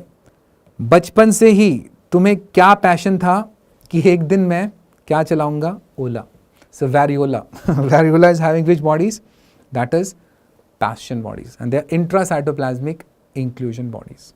Okay. Now, play with small bat. B is botulism, that is Clostridium botulinum. At Clostridium botulinum we are talking here. So let me tell you one more important point which I think can come in the exam, and when I think it comes. Okay. So botulism, that is being done by Clostridium botulinum, it is concerned with certain snare proteins. And this snare proteins, they are being the body normal proteins, and they help in cleaving up the various stuff. So which particular snare proteins are involved in Clostridium botulinum? So that is synaptobrevin, okay, syntaxin and SNAP25. Guys, this question is coming. Remember that which snare proteins are involved in Clostridium botulinum toxin action. These are the snare proteins, and you have to remember like synaptobrevin, syntaxin and SNAP25. These three are there which involved up. Synaptobrevin is also for Clostridium tetani. Okay, so that is for the tetany also. A brave boy or a girl, where they are sitting over a syntax tank. Okay, after having what? A bottle. Fine, bottle you understand now. And they have clicked up, they have snapped up how many images? 25 photos. They have imaged how much? 25. Now you remember also. A brave boy or a girl sitting over a syntax tank and snapping up or clicking up 25 pictures after having what? A bottle. Okay. So this is there, because these all absurd things can be done after having a bottle only. So A is anthrax. A is anthrax, it was asked this time, Bacillus anthracis, and T is tularemia, done by Franziella tularensis. Okay, associates with what? Rabbit hunting. Okay, associates with what? Rabbit hunting, and this organism, Franziella tularensis, is a bipolar stained organism, like the Yersinia pestis. Okay, so these also can be asked. Fine, so these all are important. So you should play with what? A small bat. That should be remembered like anything. In the category B, only one thing you need to know, that is brucella. Brucella belongs to category B, and how to remember? It is having two L's. This upset association, or it looks like a say 2 only. So category B is brucella. Don't confuse up. Botulinum is the most potent toxin on earth. So botulinum will come in first. That is category A. Category B is brucella. You have to need to know regarding this only.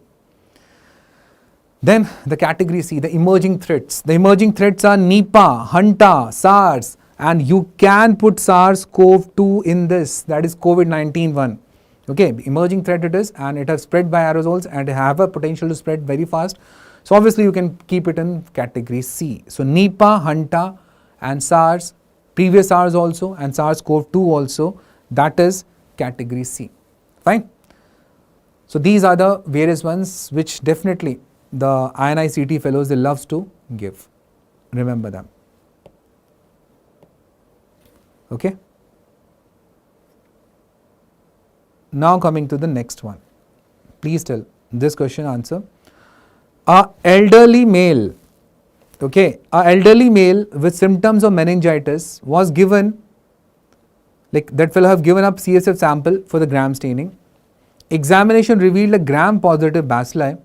Okay, which statement is true regarding the motility of the causative agent in the options given? Can you tell me the answer, guys? What is the answer? Motile at 22 and 37, motile at 37, non-motile 22, motile at 25, non-motile 37, non-motile at 22 and 37. What should be the answer? Yes, please. I am waiting up for the answers down. What is the answer of it? Rajat have told C. Soumya have told C. Sitticosis have told C. Ashi have told C. Rishita have also told C. Anshika C. Cortex C. And everybody, Shipra also C. Wonderful answer. C is the answer, guys. And this was also being asked in one of the exams. And this is the differential motility. It is differential motility based on temperature.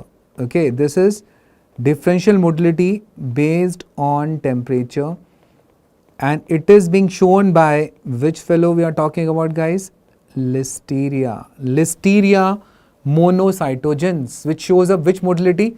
Tumbling motility. Tumbles over like a drunkard. It tumbles over. Listeria monocytogenes. And the same thing, if somebody asks you differential motility is shown by which other guy? Yersinia. Yersinia enterocolitica. And this Yersinia enterocolitica produces appendicitis-like features. This can also come. Okay. So this also shows differential motility based on temperature. And Listeria is having a characteristic motility also, that is tumbling. And we already know that mnemonic TDS. Tumbling motility, Listeria, darting, Vibrio, swarming, Proteus, and falling leaf-like Giardia lamblia. That is Giradia. Fine. So that is Giradia. So these are the various modalities on which definitely the question can be there in your exam. Okay. So this is differential motility, and this particular Listeria.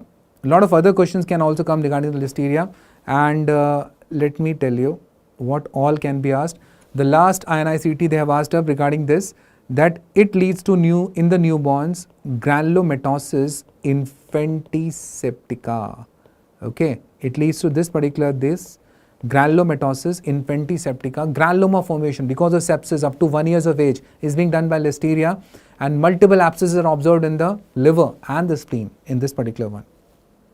It causes meningitis in adults. In the immunocompromised also it does, and obviously in the children also it can do the meningitis and all. Important, guys, it is a catalase positive organism. It's a catalase positive organism. They can confuse you with what? They can confuse you with the gram positive cocci, that is the Streptococcus escherichia, which is catalase negative. This is catalase positive. Both of them, they does neonatal meningitis. This also can do.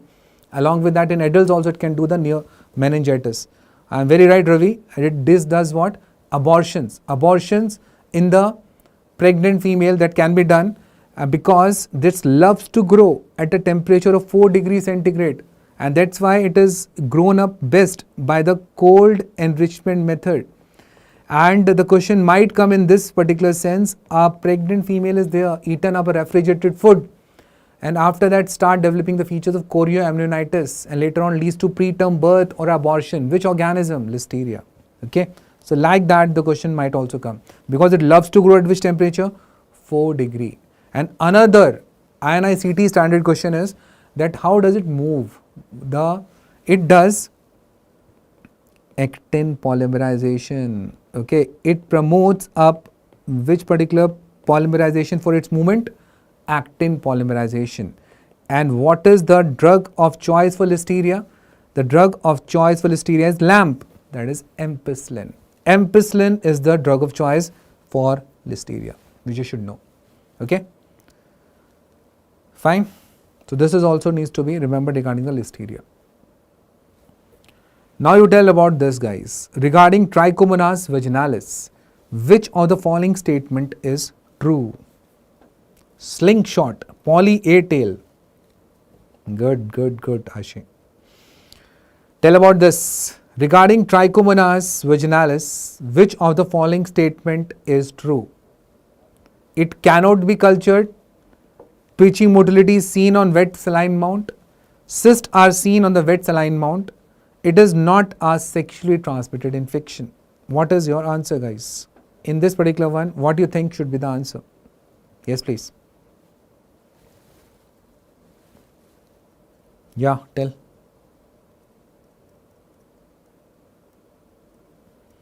B. Anshika told B, Rajat told C. Cortex user told B. Yes. Any other guy? Shipra B. Rishita B. Answer is B, guys. Twitching motility is seen on the wet saline mount for the Trichomonas vaginalis. Remember, like this, T for T, that is twitching motility. Okay.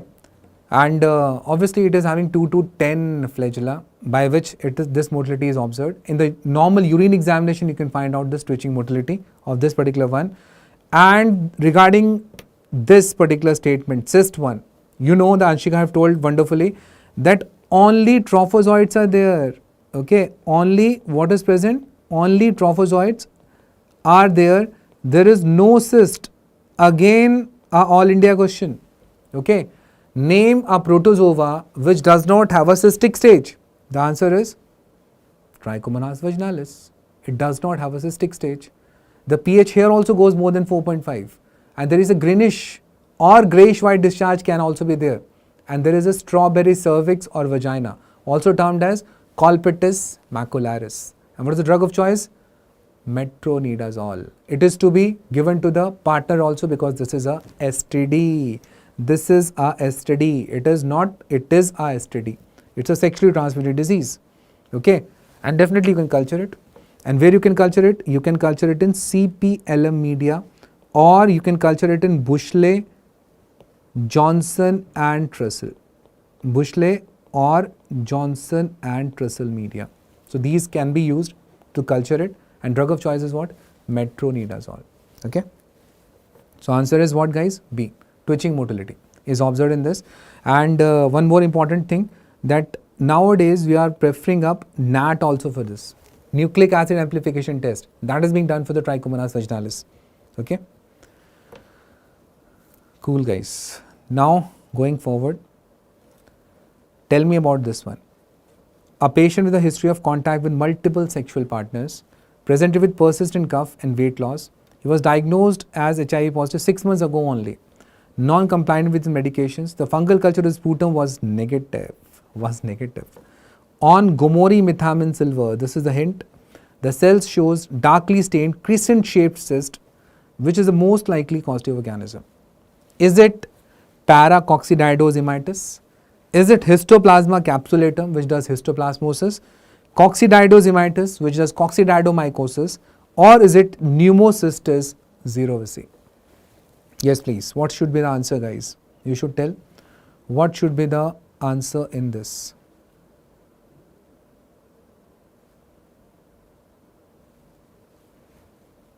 Fine.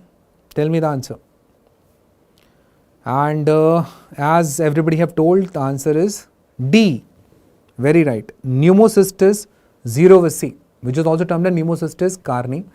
This is the one which is being talked about, and these crescent-shaped cyst, which is being written off here, is look like what? Crushed ping pong ball appearance. This is what is ping pong ball appearance, which is observed on which staining? GMS. Can you tell me what should be the color of this crushed ping pong ball? The color of them is black, not green. And the trophozoite stains of which color? The trophozoite stains green. Okay, trophozoite stains green. And this particular fungus which we study up, because this is a controversial fungus, it is not cultured on SDA. It is not cultured on SDA. Okay, and the trophozoites, they stain up green. If somebody asks you that how many forms exist in the case of pneumocystis cerevisiae. This can also be asked. So answer is 3. What is 3? One is cyst, okay, one is this particular cyst, another is trophozoite, and one is pre-cyst also, guys. One is pre-cyst also, which you should know. So one is pre-cyst, one is cyst, and one is trophozoite. These are not a feature of fungus, and that's why it is controversial also. It is not being cultured in SDA. This is also one of the important points which you should know. Okay. Any mnemonic for cerevisiae? What sort of mnemonic you want? That remember like this: Gomori methamine silver, G for G. Okay, it stains green. But why does it stain cyst black? Because glycogen is there in the cyst, so it stains it black. Fine. Other than that, the pneumocystis cerevisiae infection happens up in HIV positive ones at a CD4 count of less than 200, guys. It happens at less than 200. Okay, and mostly it presents with atypical pneumonia. What is that? Bilateral perihilar haziness with miliary mottling. That is a feature of it. There is no lobe involvement. In fact, if it is on treatment like pentamidine and all, upper lobes are involved up, and that too very rare. Lower lobes are never involved in pneumocystis cerevisiae, and on this also the question have come in the exam. So you should know this. Okay, and what is the drug of choice for this? Cotrimoxazole. Cotrimoxazole. That is what is the drug of choice for pneumocystis cerevisiae pneumonia. Another important thing is that this particular test is being asked in INI-CET, beta-1,3 glucan assay, and beta-1,3 glucan assay is being done for CAP. And what is there in the CAP? C is candidiasis. Okay, important is this is not the normal candidiasis, it is invasive candidiasis. A is aspergillosis, and aspergillosis is also which one? Invasive one. Okay, and P is pneumocystis cerevisiae infection. Okay, pneumocystis cerevisiae infection, that is this particular CAP. Fine. So remember this particular one, that is CAP mnemonic for the beta-1,3 glucan assay. And remember here itself one more aspect, that it is not done for the cryptococcus and it is not done for the mucor. Okay, it is not done for the cryptococcus, it is not done for the mucor. Which testing? Beta-1,3 glucan testing. Okay, and drug of choice we talked about. And what is the best sample here? That is BAL, bronchial lavage fluid or gastric lavage in the children, because they tend to swallow this sputum. And then you stain it with GMS, which we have talked about. Gomori methamine silver is also one of the key features by which you can stain up, and trophozoite stains green and the cyst stains black. Fine. Okay. Now this is the picture of the cyst which you can see with the Gomori methamine silver, and they are stained which color? Black. Now for the mucor also I like to tell something, because mucor have come in my explanation. Mucormycosis, they can ask up that mucor or rhizopus, is it a black fungus? No, it's not a black fungus. Black fungus are dematiaceous fungus, okay, phuoid fungi like cladosporium and all. It is not black fungus. It is a black fungal disease, you can say, because of the angiothrombosis which happens in this. The blackening happens, black eschar forms, but it is not black fungus. One thing, this should be clear to you. The mucormycosis, this particular one, you go for biopsy, the nasal tissue biopsy, or from that particular eschar, wherever it is, you have to go for biopsy. And when you put that biopsy tissue into 10% KOH, okay, when you put it into 10% KOH, this particular one leads to what? Under the microscope, formation, or you can see what? Aseptate hyphae, which are obtuse angled or right angled. Okay, obtuse angled or right angle. This you will find in the mucor. And if they are talking about something like there is a loosening of teeth or tingling and all that, that means it has spread. It is having a fulminant course, and you should go for surgery as soon as possible to prevent that particular fellow. And obviously, what is the drug of choice for this? LAMP, liposomal amphotericin B, is the drug of choice for mucormycosis. Okay, very right, wonderful guys. Fine. Besides this, cotton woolly colonies, they are the features of this particular mucor. And if somebody is pepper, Okay, so black pepper, that particular one, that is seen in the rhizopus. Fine, pepper-like colonies, salt and pepper-like colonies, they are observed in the rhizopus, and cotton woolly as a feature of mucor. Fine. And here itself, if this is being talked about, we can talk about aspergillus, because aspergillus is favorite of examiner and it is having septate hyphae, and this time also it have come septate hyphae dichotomous branching, septate hyphae dichotomous branching, that is observed in the aspergillus, and this is looks like this angle of 45 or 60 degree, and it is having these septas in this. Okay, Tamanna, they are termed as lid lifters. Which one? Mucor, rhizopus, they are termed as lid lifters. And why does the mucor infection increased recently? Because of the COVID-19, in which we have used up so much of steroids. Okay, because of that, the mucormycosis infection, like, it have grown up to the large proportions. Aspergillus, very right, wonderful. Everybody is telling wonderfully well. Now coming to this one, another INI-CET previous question. A positive filarial antigen test is reported in a patient with complaints of fever. What is the next appropriate step in management? And why you are done this? Because that fellow have come from an endemic zone like Bihar and all, where the filariasis is there. Okay, so tell me what should be the answer. That fellow should go for bone marrow biopsy, DEC provocation test, detection of microfilaria in the blood smear, you should go for, or ultrasound of the scrotum you like to do. What should be done? Yes, anybody? What should be done in this particular case? Yes, please. Anybody? B, DEC provocation test. Satish have told C. Okay. What else? Dipesh have told C. Anshika B. Okay. Shipra also B. Rajat C. Alu IV C. Dipankar B. Ashi B. Tamanna B. Tamanna Bhatia. Bishal B. So answer to this question is controversial, guys. Answer here it is C, that you have to detect up the microfilaria in the blood smear. They have not told about that daytime testing or nighttime testing or all that. We know that yes, it have a nocturnal periodicity. It comes in the blood in 10 p.m. to 2 a.m. only. So basically the appropriate step is to detect you have to prepare a blood smear. And obviously, if he or she is coming up in the daytime, you go for this DEC provocation test. But answer here should be what? C, detection of microfilaria in the blood smear. And suppose in the blood smear you are seeing the microfilaria, where you should see? You should see in the tail tip. And can you tell me in the tail tip how many nuclei you will observe? Yes, please. Dipesh, how many nuclei you will observe in the tail tip?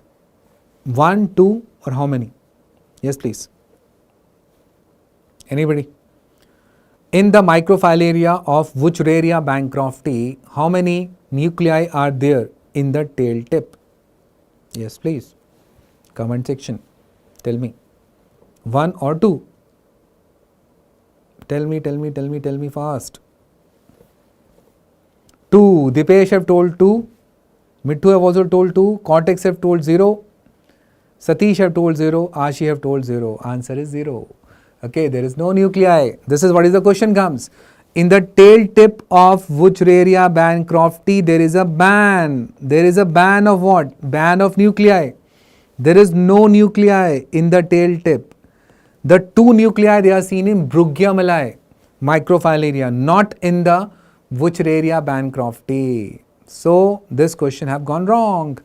The tail tip is free from nuclei. Remember, like this, there is a ban on the nuclei in the tail tip. Whereas in the malae, you can see terminal 2 nuclei in this particular picture. Okay, and there was a question in one of the exams that this filariasis is a disease of which system? So obviously you know lymphatic system, and that's why it leads to this elephantiasis, chronic filariasis, and this hydrocele. And this hydrocele only you do this ultrasound, which was written up in this particular one, ultrasound, and what you observe? Dancing worm sign. Dancing worm sign. Okay. So this is also one of the favorites of INI-CET fellows, and this is a sheathed one. Okay, this is a sheathed one. They have a sheath, and you look out for what? Terminal 2 nuclei in the Bruggia malae, and there is a ban. Ban where? Ban in the Wuchereria bancrofti microfilaria. Okay. Coming to the next one. See this. This have also come recently and you should know something about it. That's why I have kept it here. A microorganism is sensitive to the ticagrelin clavulanic acid combination and to this cotrimoxazole also. But it is resistant to certain ones like meropenem and aminoglycoside. What is the name of this microorganism which we are talking about? Yes, please tell me. Okay, what is the name of this microorganism which we are talking about? Is it Stenotrophomonas multifila? Is it Burkholder capacia, which leads to cystic fibrosis pneumonia? Pseudomonas aeruginosa, you know that one of the very dreadful bacteria which can grow even in the disinfectant like citramide agar. Acinetobacter baumannii, it's WHO is also worried for this fellow because it is found to be MDR isolate in the ICU. Yes, please, I am waiting for the answer. That what should be the answer of this particular question? Dipesh have told B, Burkholder capacia. Okay, Dipesh. What else? Anybody else? Alu Ivy also told B. Shipra also told B. Okay. Ashi also told B. Dipesh, PNB. What is PNB? Punjab National Bank. What? Tell me. Bishal D. Okay. Acinetobacter baumannii. WHO is also worried for it. Very right. Satish C. Okay. What else? What else? What else? What else? Mithu have told C. Answer here, guys, is the new one, Stenotrophomonas multifila, which nobody have answered up. The answer here is Stenotrophomonas multifila. And what is the property of this? This is also a non-fermenter. First of all, you should know this, that this is also a non-fermenter which comes in this particular classification. And it is found to be sensitive to the cotrimoxazole and intrinsically resistant to number of drugs like meropenem and aminoglycoside. So this is this one. It is intrinsically resistant to these high-fi drugs, but it is sensitive to what? Cotrimoxazole. This is the property of it, and this is a newer one which is coming off. Otherwise, Acinetobacter baumannii is also MDR to most of the things, but it is also MDR to cotri also. So this pattern also you should know about certain organisms that which is sensitive to what, and that will answer up your questions. So answer here is Stenotrophomonas multifila, and this is also a non-fermenter along with the Burkholderia malai, Pseudomalai, Capacia, Acinetobacter and Pseudomonas. Okay, and if we talk about Pseudomonas aeruginosa somewhat, yes, can you tell me what is the culture media for it, the selective one, that is the citramide agar. Okay, and for the pigments you can use a pyoverdin, pyocyanin and all, and they grow well on the King's media. They are shown well on the King's media. Then Pseudomonas is also one of the organisms which produces endo as well as exotoxin. Okay, both it can produce. It's a gram-negative one and produces both. Besides that, it leads to this Shanghai fever, malignant otitis externa, one of the common causes of VAP, and it also associates with endocarditis, and even osteomyelitis also Pseudomonas does. And favorite ones are burn wounds for it, a burn wound infection it does. And important here is that your main drugs like vancomycin and ceftriaxone, they are not anti-pseudomonal. This question comes. Dukh dard peeda. Okay. Dipesh. So answer is Stenotrophomonas multifila, and it is found to be, yes, very right, Tamanna, I've told it right. It is found to be oxidase and catalase both positive, and this is important property of Pseudomonas. Oxidase and catalase both positive. Very right. Yeah. Bathtub folliculitis, ecthyma gangrenosum, okay, or ecthyma gangrenosum is being done by this. Very right. And it does green nail syndrome because it produces the pigment pyoverdin, so green nail ones. So that is also one of the questions which can be asked. And yes, most of the drugs we have reported resistant against it at certain centers, but polymyxin B is the only one which have not been reported resistant up till. So this question can also come. Okay, this question can also come, that which is the only remaining drug now, the polymyxin B. Colistin even is now gone. Okay. Now talking about this, guys, this is which particular parasite, and we are talking about which particular egg in this one. Satish Kumar, what is 0? Now you are seeing 0. Which reader Bancrofty is over. Okay. Identify the image of this parasite. Is it Ankylosoma duodenale, guys? Is it Antrobius vermicularis? Is it H. nana? Is it Strongyloides stercoralis? Which one it is? Tell me. Yes, please. This one is, yes, anybody? Manish Raj have told C, H. nana. Manish, you have done wonderfully parasitology, and the answer is H. nana only. You are right. Okay, this is H. nana, and let me tell you whose nana it is. It is Hymelopis nana, and this is a smallest cystode, H. nana, and this H. nana, if you remember, this H. nana associates with what? This one is termed as dwarf tapeworm. Okay, this particular one is termed as what? Dwarf tapeworm, and associates with auto-infection. Auto-infection happens in this. Okay, and this one is having a non-bile stained egg. This is having a non-bile stained egg.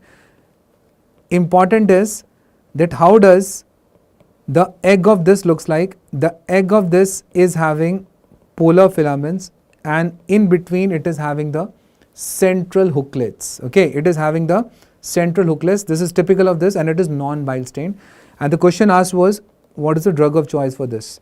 The drug of choice is praziquantel. What is the drug of choice? The drug of choice is praziquantel, and the Dipesh is telling chest, and chest is the mnemonic for the auto-infection.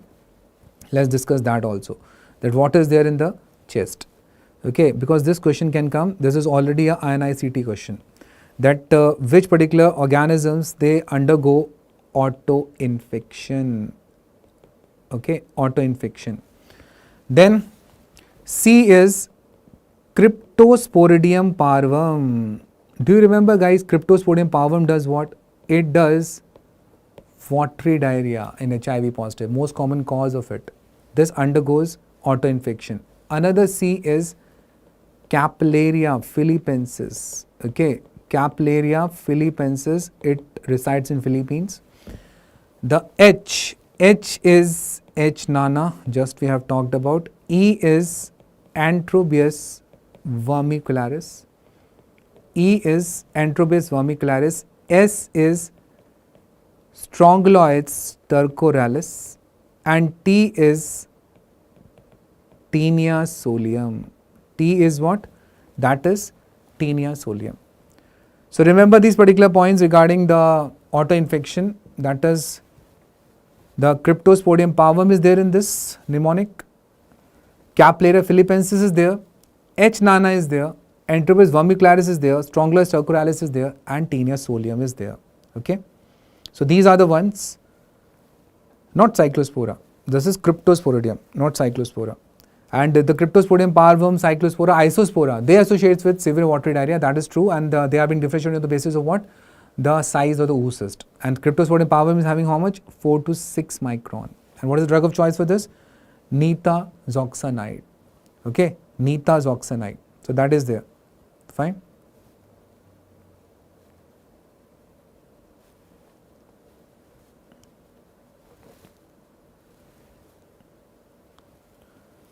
Okay, so remember all these particular points regarding the auto-infection one. And let's talk about other ones also, 2 points. H. nana we already talked about, and other than that you have this one, Antrobius vermicularis, which is also known as pinworm, seedworm, threadworm. Okay, and this particular pinworm, seedworm, threadworm, that is Antrobius vermicularis, is associated with the swabbing that is known as NIH swab. And what is NIH? NIH is National Institute Health Swab. Fine, having a cellophane tape over a glass rod, and this is being moved into the perianal region of the child. Fine, and for this drug of choice is albendazole, that you know already, and it is having a plano-convex egg, having a tadpole like larvae, also non-bile stained. Strongyloides stercoralis, whenever this is being talked about, immediately we should talk about the HIV stuff or any steroid use and all. So HIV positive ones, Strongyloides stercoralis, it does auto-infection and it leads to hyperinfection syndrome in the HIV positive ones, in which CNS and viscera are involved, and that leads to death. Fine. So parthenogenetic development is there, and what is the drug of choice for Strongyloides stercoralis? The answer is ivermectin. The drug is ivermectin, which is being used for strongyloids stercoralis. Even the steroid use also predisposed to this. Another important thing is larvae currents, that is cutaneous larvae migrans is observed in that. Taenia solium. Taenia solium is pock tapeworm. Okay, what is Taenia solium? Pock tapeworm, and the larval form of this is termed as Cysticercus cellulose. Okay, the larval form of this is termed as what? Cysticercus cellulose. This can be asked, cellulose solution like that you can remember of. Cysticercus bovis is for Taenia saginata. It is for the Taenia saginata. And very right, Avantika, that is the racing larvae. It races more, it races fast. That is why it is termed as like larvae currents. In fact, cutaneous larvae migrans only it is, which is also being done by Ankylostoma caninum and brasilensis. Ankylostoma caninum and brasilensis. So these are the important ones which you should know regarding them. And Taenia solium, you know na, that there's two portal of stuff which leads to cysticercosis, but more common to do cysticercosis is eating up the eggs with contaminated food and water rather than eating up the uncooked pork, which is having the Cysticercus cellulose, and thereby this leads to what? Neurocysticercosis and also. Fine. So these all points are important to remember. And these are the various eggs. If you talk about, this is the Ascaris one, that is fertilized one, which floats on the saturated salt solution, and this is unfertilized one, which is elongated. This is Trichuris trichiura, which is also termed as whipworm, having a barrel shaped or a dumbbell shape with the mucus plugs. Enterobus vermicularis, it is Enterobus vermicularis, just now we have talked about planoconvex one. This is hookworm, which is having blastomeres, 4 to 5 blastomeres. Taenia solium saginata, they are having these hooklets inside. H. nana, just now we talked about polar filaments along with central hooklets. And H. dimunata is not having polar filaments, that is there. And D. latum, diphyllobothrium latum, it is also a cystoid, guys, you know, and it leads to which anemia? It leads to megaloblastic anemia, and it is having a lid like that, and it is apoplected egg. Other than that, Cystosoma hematobium, which leads to squamous cell carcinoma of urinary bladder, that is there. Along with that, this also leads to transitional cell, more squamous cell, and it is having a terminal spine in the egg. Cystosoma mansoni is having a, Manish Soni sir have developed what? Swimmer's itch, okay, and it is having a lateral spine. Japanicum is having a lateral knob. And Chlorochae sinensis, you already know that this associated with what? Carcinoma bile duct. Fine. Paragon of the Westermani. Paragon ki chappal se kisko mara? Paragon, you have beaten up what? A crab, and that is being like dead, and there is all over blood and blood. This leads to endemic hemoptysis. Golden brown sputum is observed in Paragonymous westermani. Other names, Fasciola hepatica, Fasciola busci, sheep liver fluke, intestinal fluke, that is Fasciola busci, and that is large intestinal fluke, and hepatica is sheep liver fluke. For which drug was used? It was used asked in the INI-CET, that is triclabendazole. Okay, that is triclabendazole. So all these are important ones which we have discussed up in just this particular picture. Ascaris, fertilized egg, non-fertilized egg. Trichuris trichiura having mucus plugs. Enterobus vermicularis having a D. This is 4 to 5 blastomeres which are seen in hookworm. And this is Taenia one. This is H. nana having the polar filaments. H. dimunata is rat tapeworm which does not undergo autoinfection. It was asked in the INI-CET. Diphyllobothrium latum is a cystode. This is the one which leads to megaloblastic anemia after having the fish tapeworm. Cystosoma hematobium leads to bladder carcinoma, SCC, having a terminal spine. This is lateral spine in the Mansoni. Japanicum is having a lateral knob. Chlorochae sinensis leads to carcinoma bile duct. Paragon of Westermani is lung fluke which leads to endemic hemoptysis after having the crab. And Fasciola hepatica and busci, they are also there. They have a journey towards the liver, that is this hepatica, and busci is intestinal fluke, which is the largest one. I suppose this helps. Fine. Ya Tamanna, coconut cake-like rectum is observed in Trichuris trichiura. Okay, Trichuris trichiura. Now tell this particular question, guys. A child is there which is markedly lethargic. His fever intensifies to the point of delirium and convulsions.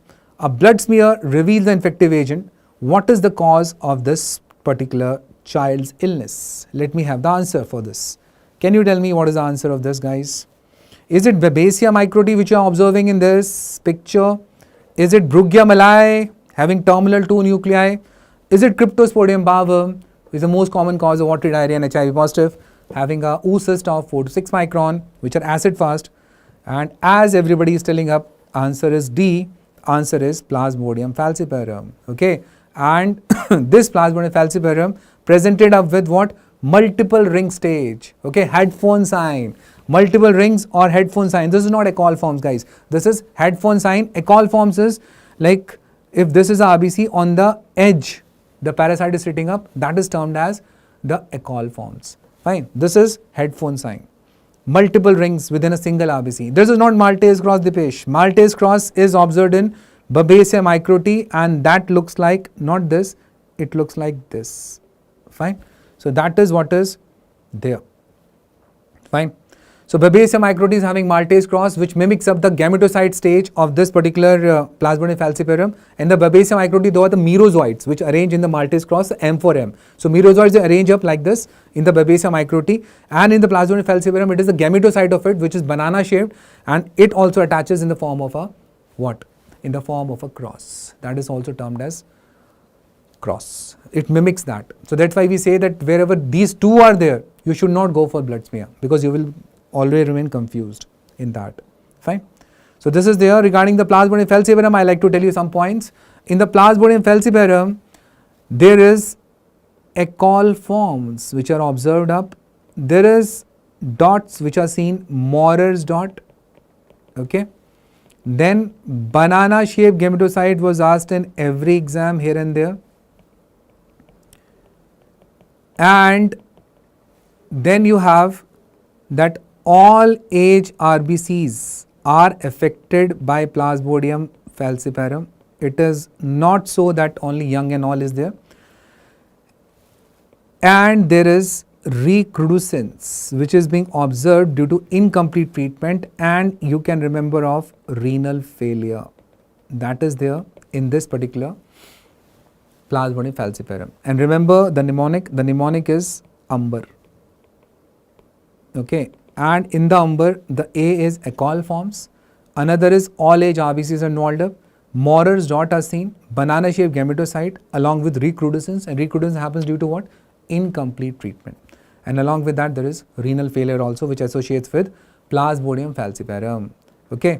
Another important question which can come here in this particular regard is, that is regarding the complications of Plasmodium falciparum. This is a likely question which can come, and what is there in that? The patient can go into coma, and that coma can if it is a very complicated malaria, Plasmodium falciparum 1, for 30 minutes that fellow can be in a coma state. So this particular coma, then you have hypoglycemia. Hypoglycemia is, if coma and hypoglycemia is happening to a patient of Plasmodium falciparum, they are very bad prognostic sign. You should apply up all your logics to treat up that particular fellow. Headphone sign is like ring stage, the ring stage of Plasmodium falciparum cortex. Okay, so that is there. Then anemia, normocytic normochromic anemia happens. P is pulmonary edema. Pulmonary edema. Okay. Lactic acidosis. Lactic acidosis. Okay.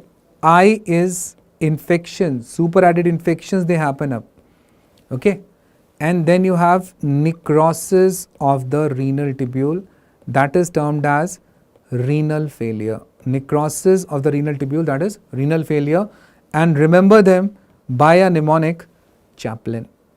Okay, so these are the various important complications of Plasmodium falciparum infection. These are the complications of it, and this is a definitely very high yield question which can come. So that is Chaplin. Okay, infections, necrosis renal tubule, lactic acidosis, pulmonary edema, anemia, hypoglycemia and coma. They are the poor prognostic signs in the Plasmodium falciparum. And some more points regarding Plasmodium falciparum which I like to tell you. HRP2 based kits, they are being used for it, for the malaria card testing.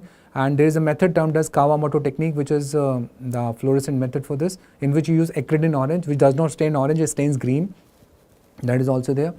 And in the blood smear of it, when you look out for the slide, which particular stage is not seen on that? Saison stage is absent in the Plasmodium falciparum. Okay, Saison stage is absent in the Plasmodium falciparum. Is it fine? So this is regarding the Plasmodium stuff. Now see this particular question because this was also being asked in one of the exams, so definitely. A patient from Bihar manifested with abdominal mass, hepatosplenomegaly was present, and a peripheral blood smear shows up the finding which are shown in the figure A, this one. What is the diagnosis? What we are looking out here? Okay, what we are looking out here? Can you tell me? Bihar, hepatosplenomegaly, and this particular A, what you are looking out for this? Yes guys, what should be the answer? This is the last question here. Okay, this is the last question here of today. Can you tell me up? Yes, what is this particular disease, what we are talking about? And as you all are rocking, you all are again telling up, Tamanna, you have done wrong this time. Okay. So, these are not Donovan bodies in Donovanosis. They are Leishman Donovan bodies in Leishmaniasis, that is Kala Azar. Okay, that is Kala Azar. And they are amastikoid forms of Leishmania donovani. Amastikoid forms means aflagellar forms, and they are found in the splenic biopsy, in bone marrow biopsy. And in them, there is a structure which is besides the nucleus, which is in kinetoplast. So, kinetoplast is present in Kala Azar, like that you remember. And which fly transmits it? That is sandfly. Other than that, what you are observing up in the second B1. So, B1 guys is intracellular yeast which are seen in the histoplasmosis. So, B picture is for histoplasmosis, and this can come in your exam because this is already being asked also once that that histoplasmosis is looking like what. So, when you go for bone marrow biopsy in the histoplasmosis, you can find out what intracellular yeast form, that is in the histo. And what you are observing in the C is Donovan bodies which are seen in Donovanosis, that is granuloma inguinale, and this is a what do you say, bipolar stained organism. Okay, bipolar stained organism, safety pin appearance, and this is this way, and this is like macrophages engulf this bacteria and they look like that. Okay, Tamanna, you're right, the drug of choice for Kala Azar is LAMP. And which particular CAR test is done?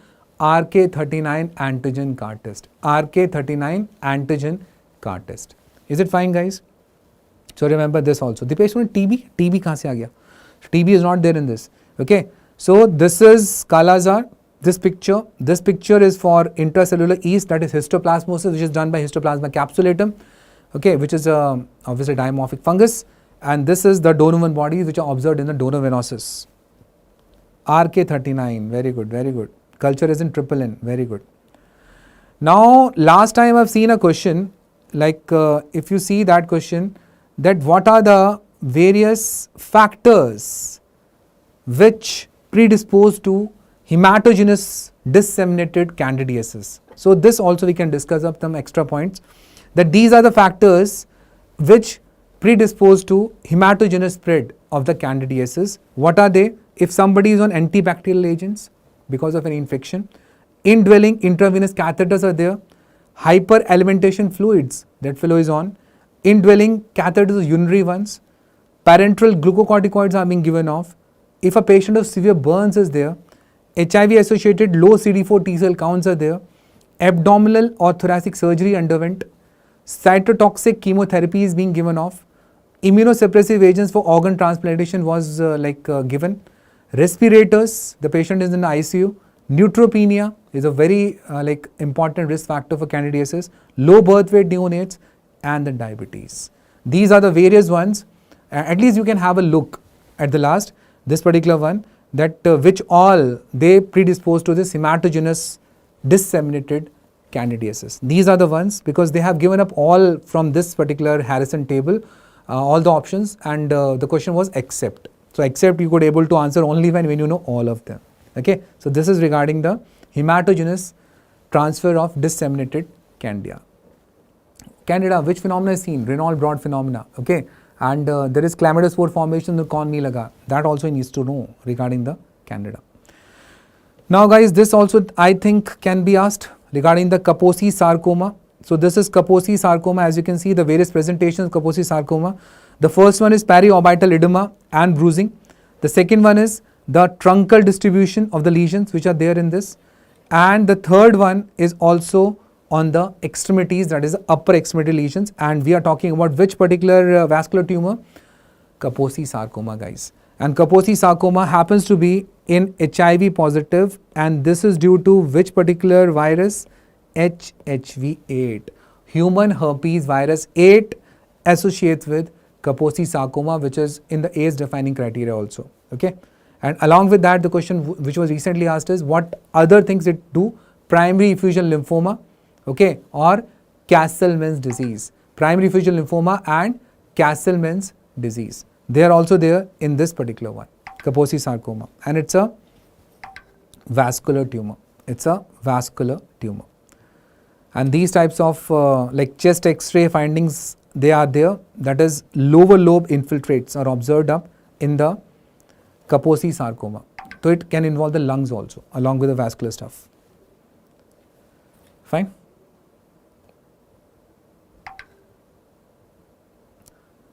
Now, regarding the MHC structure also, they can ask up that in the class 1 MHC, which all the cleft is there, alpha 1 and alpha 2, alpha 1, alpha 2 and alpha 3, they are the three components, whereas in the class 2 MHC, we have alpha 1, beta 1, alpha 2, beta 2. So cleft is between what? Alpha 1 and beta 1. So they also remain confused up in this. So class 1 MHC is present on all the nucleated cells, and class 2 MHC is present on antigen presenting cells, and they play a role in transplantation. Okay, they play a role in what? Transplantation also. So this is also to be looked out if by chance in the exam they can ask of. Okay, so guys, this I have told up just for the like remembrance sake, that if this is there, that is the first one, this is termed as direct fluorescent antigen testing, in which you already know, like in which you already have the antibodies, and what you try to find out in that, the antigen. So direct fluorescent antigen testing, DFAT fluorescent antigen testing, like suppose you take an example of rabies in that. So this is there, and this is indirect fluorescent testing, and this is being done for the antibodies. This is being done for what all, guys? Antibodies. This question can come. This is the lesion which is being observed up in one of the recent monkeypox outbreak. Okay, in the monkeypox outbreak, this genital lesions were observed up along with the oral lesions. So remember, this can also be asked, that they can give up these sorts of pictures and they can ask of that which disease we are talking about, that is monkeypox. And monkeypox spreads by what? Like contact with the secretions and all. Like it's common in homosexuals. It's common in homosexuals, and the diagnostic choice is the PCR. PCR is being done, investigation choices. PCR for this particular one, and 5 to 21 days is the incubation period, and it carries a mortality of around 3 to 6% and presents with all sorts of lesions. It can be in the mouth and even in this particular genital area. Okay, so this is regarding the monkeypox. Fine. So with this, we end up with this particular session. I hope you find this useful. If you revise this up, definitely a lot of questions will be coming up from this particular scenario only. Okay. So I have touched up those particular things also, like which were controversial, and in and around them only the questions will be asked in the exam. And I know you have answered up beautifully in the comment section. And in my think, like from my side, it's a very best of luck to you. And I think you all will excel up with the best of your abilities in this particular one. And if you focus upon these particular questions, that they are having PYQs, there are PYQs in this. So remember regarding those PYQs. And other than that, you should focus upon the most common topics which are being asked before in this particular previous exam or before that. So for that, I recommend that you go for at least 3 to 4 years of papers. And this is a very worth exam to give, because a lot of seats have come, and a lot of good seats you can able to get up to a rank of in obviously in the future counseling, like second, third and all, you can get even at 6,000 and 5,000 good seats. Fine. So take it seriously. This particular exam is having a lot of seats, and very best of luck from my side. Thank you so much.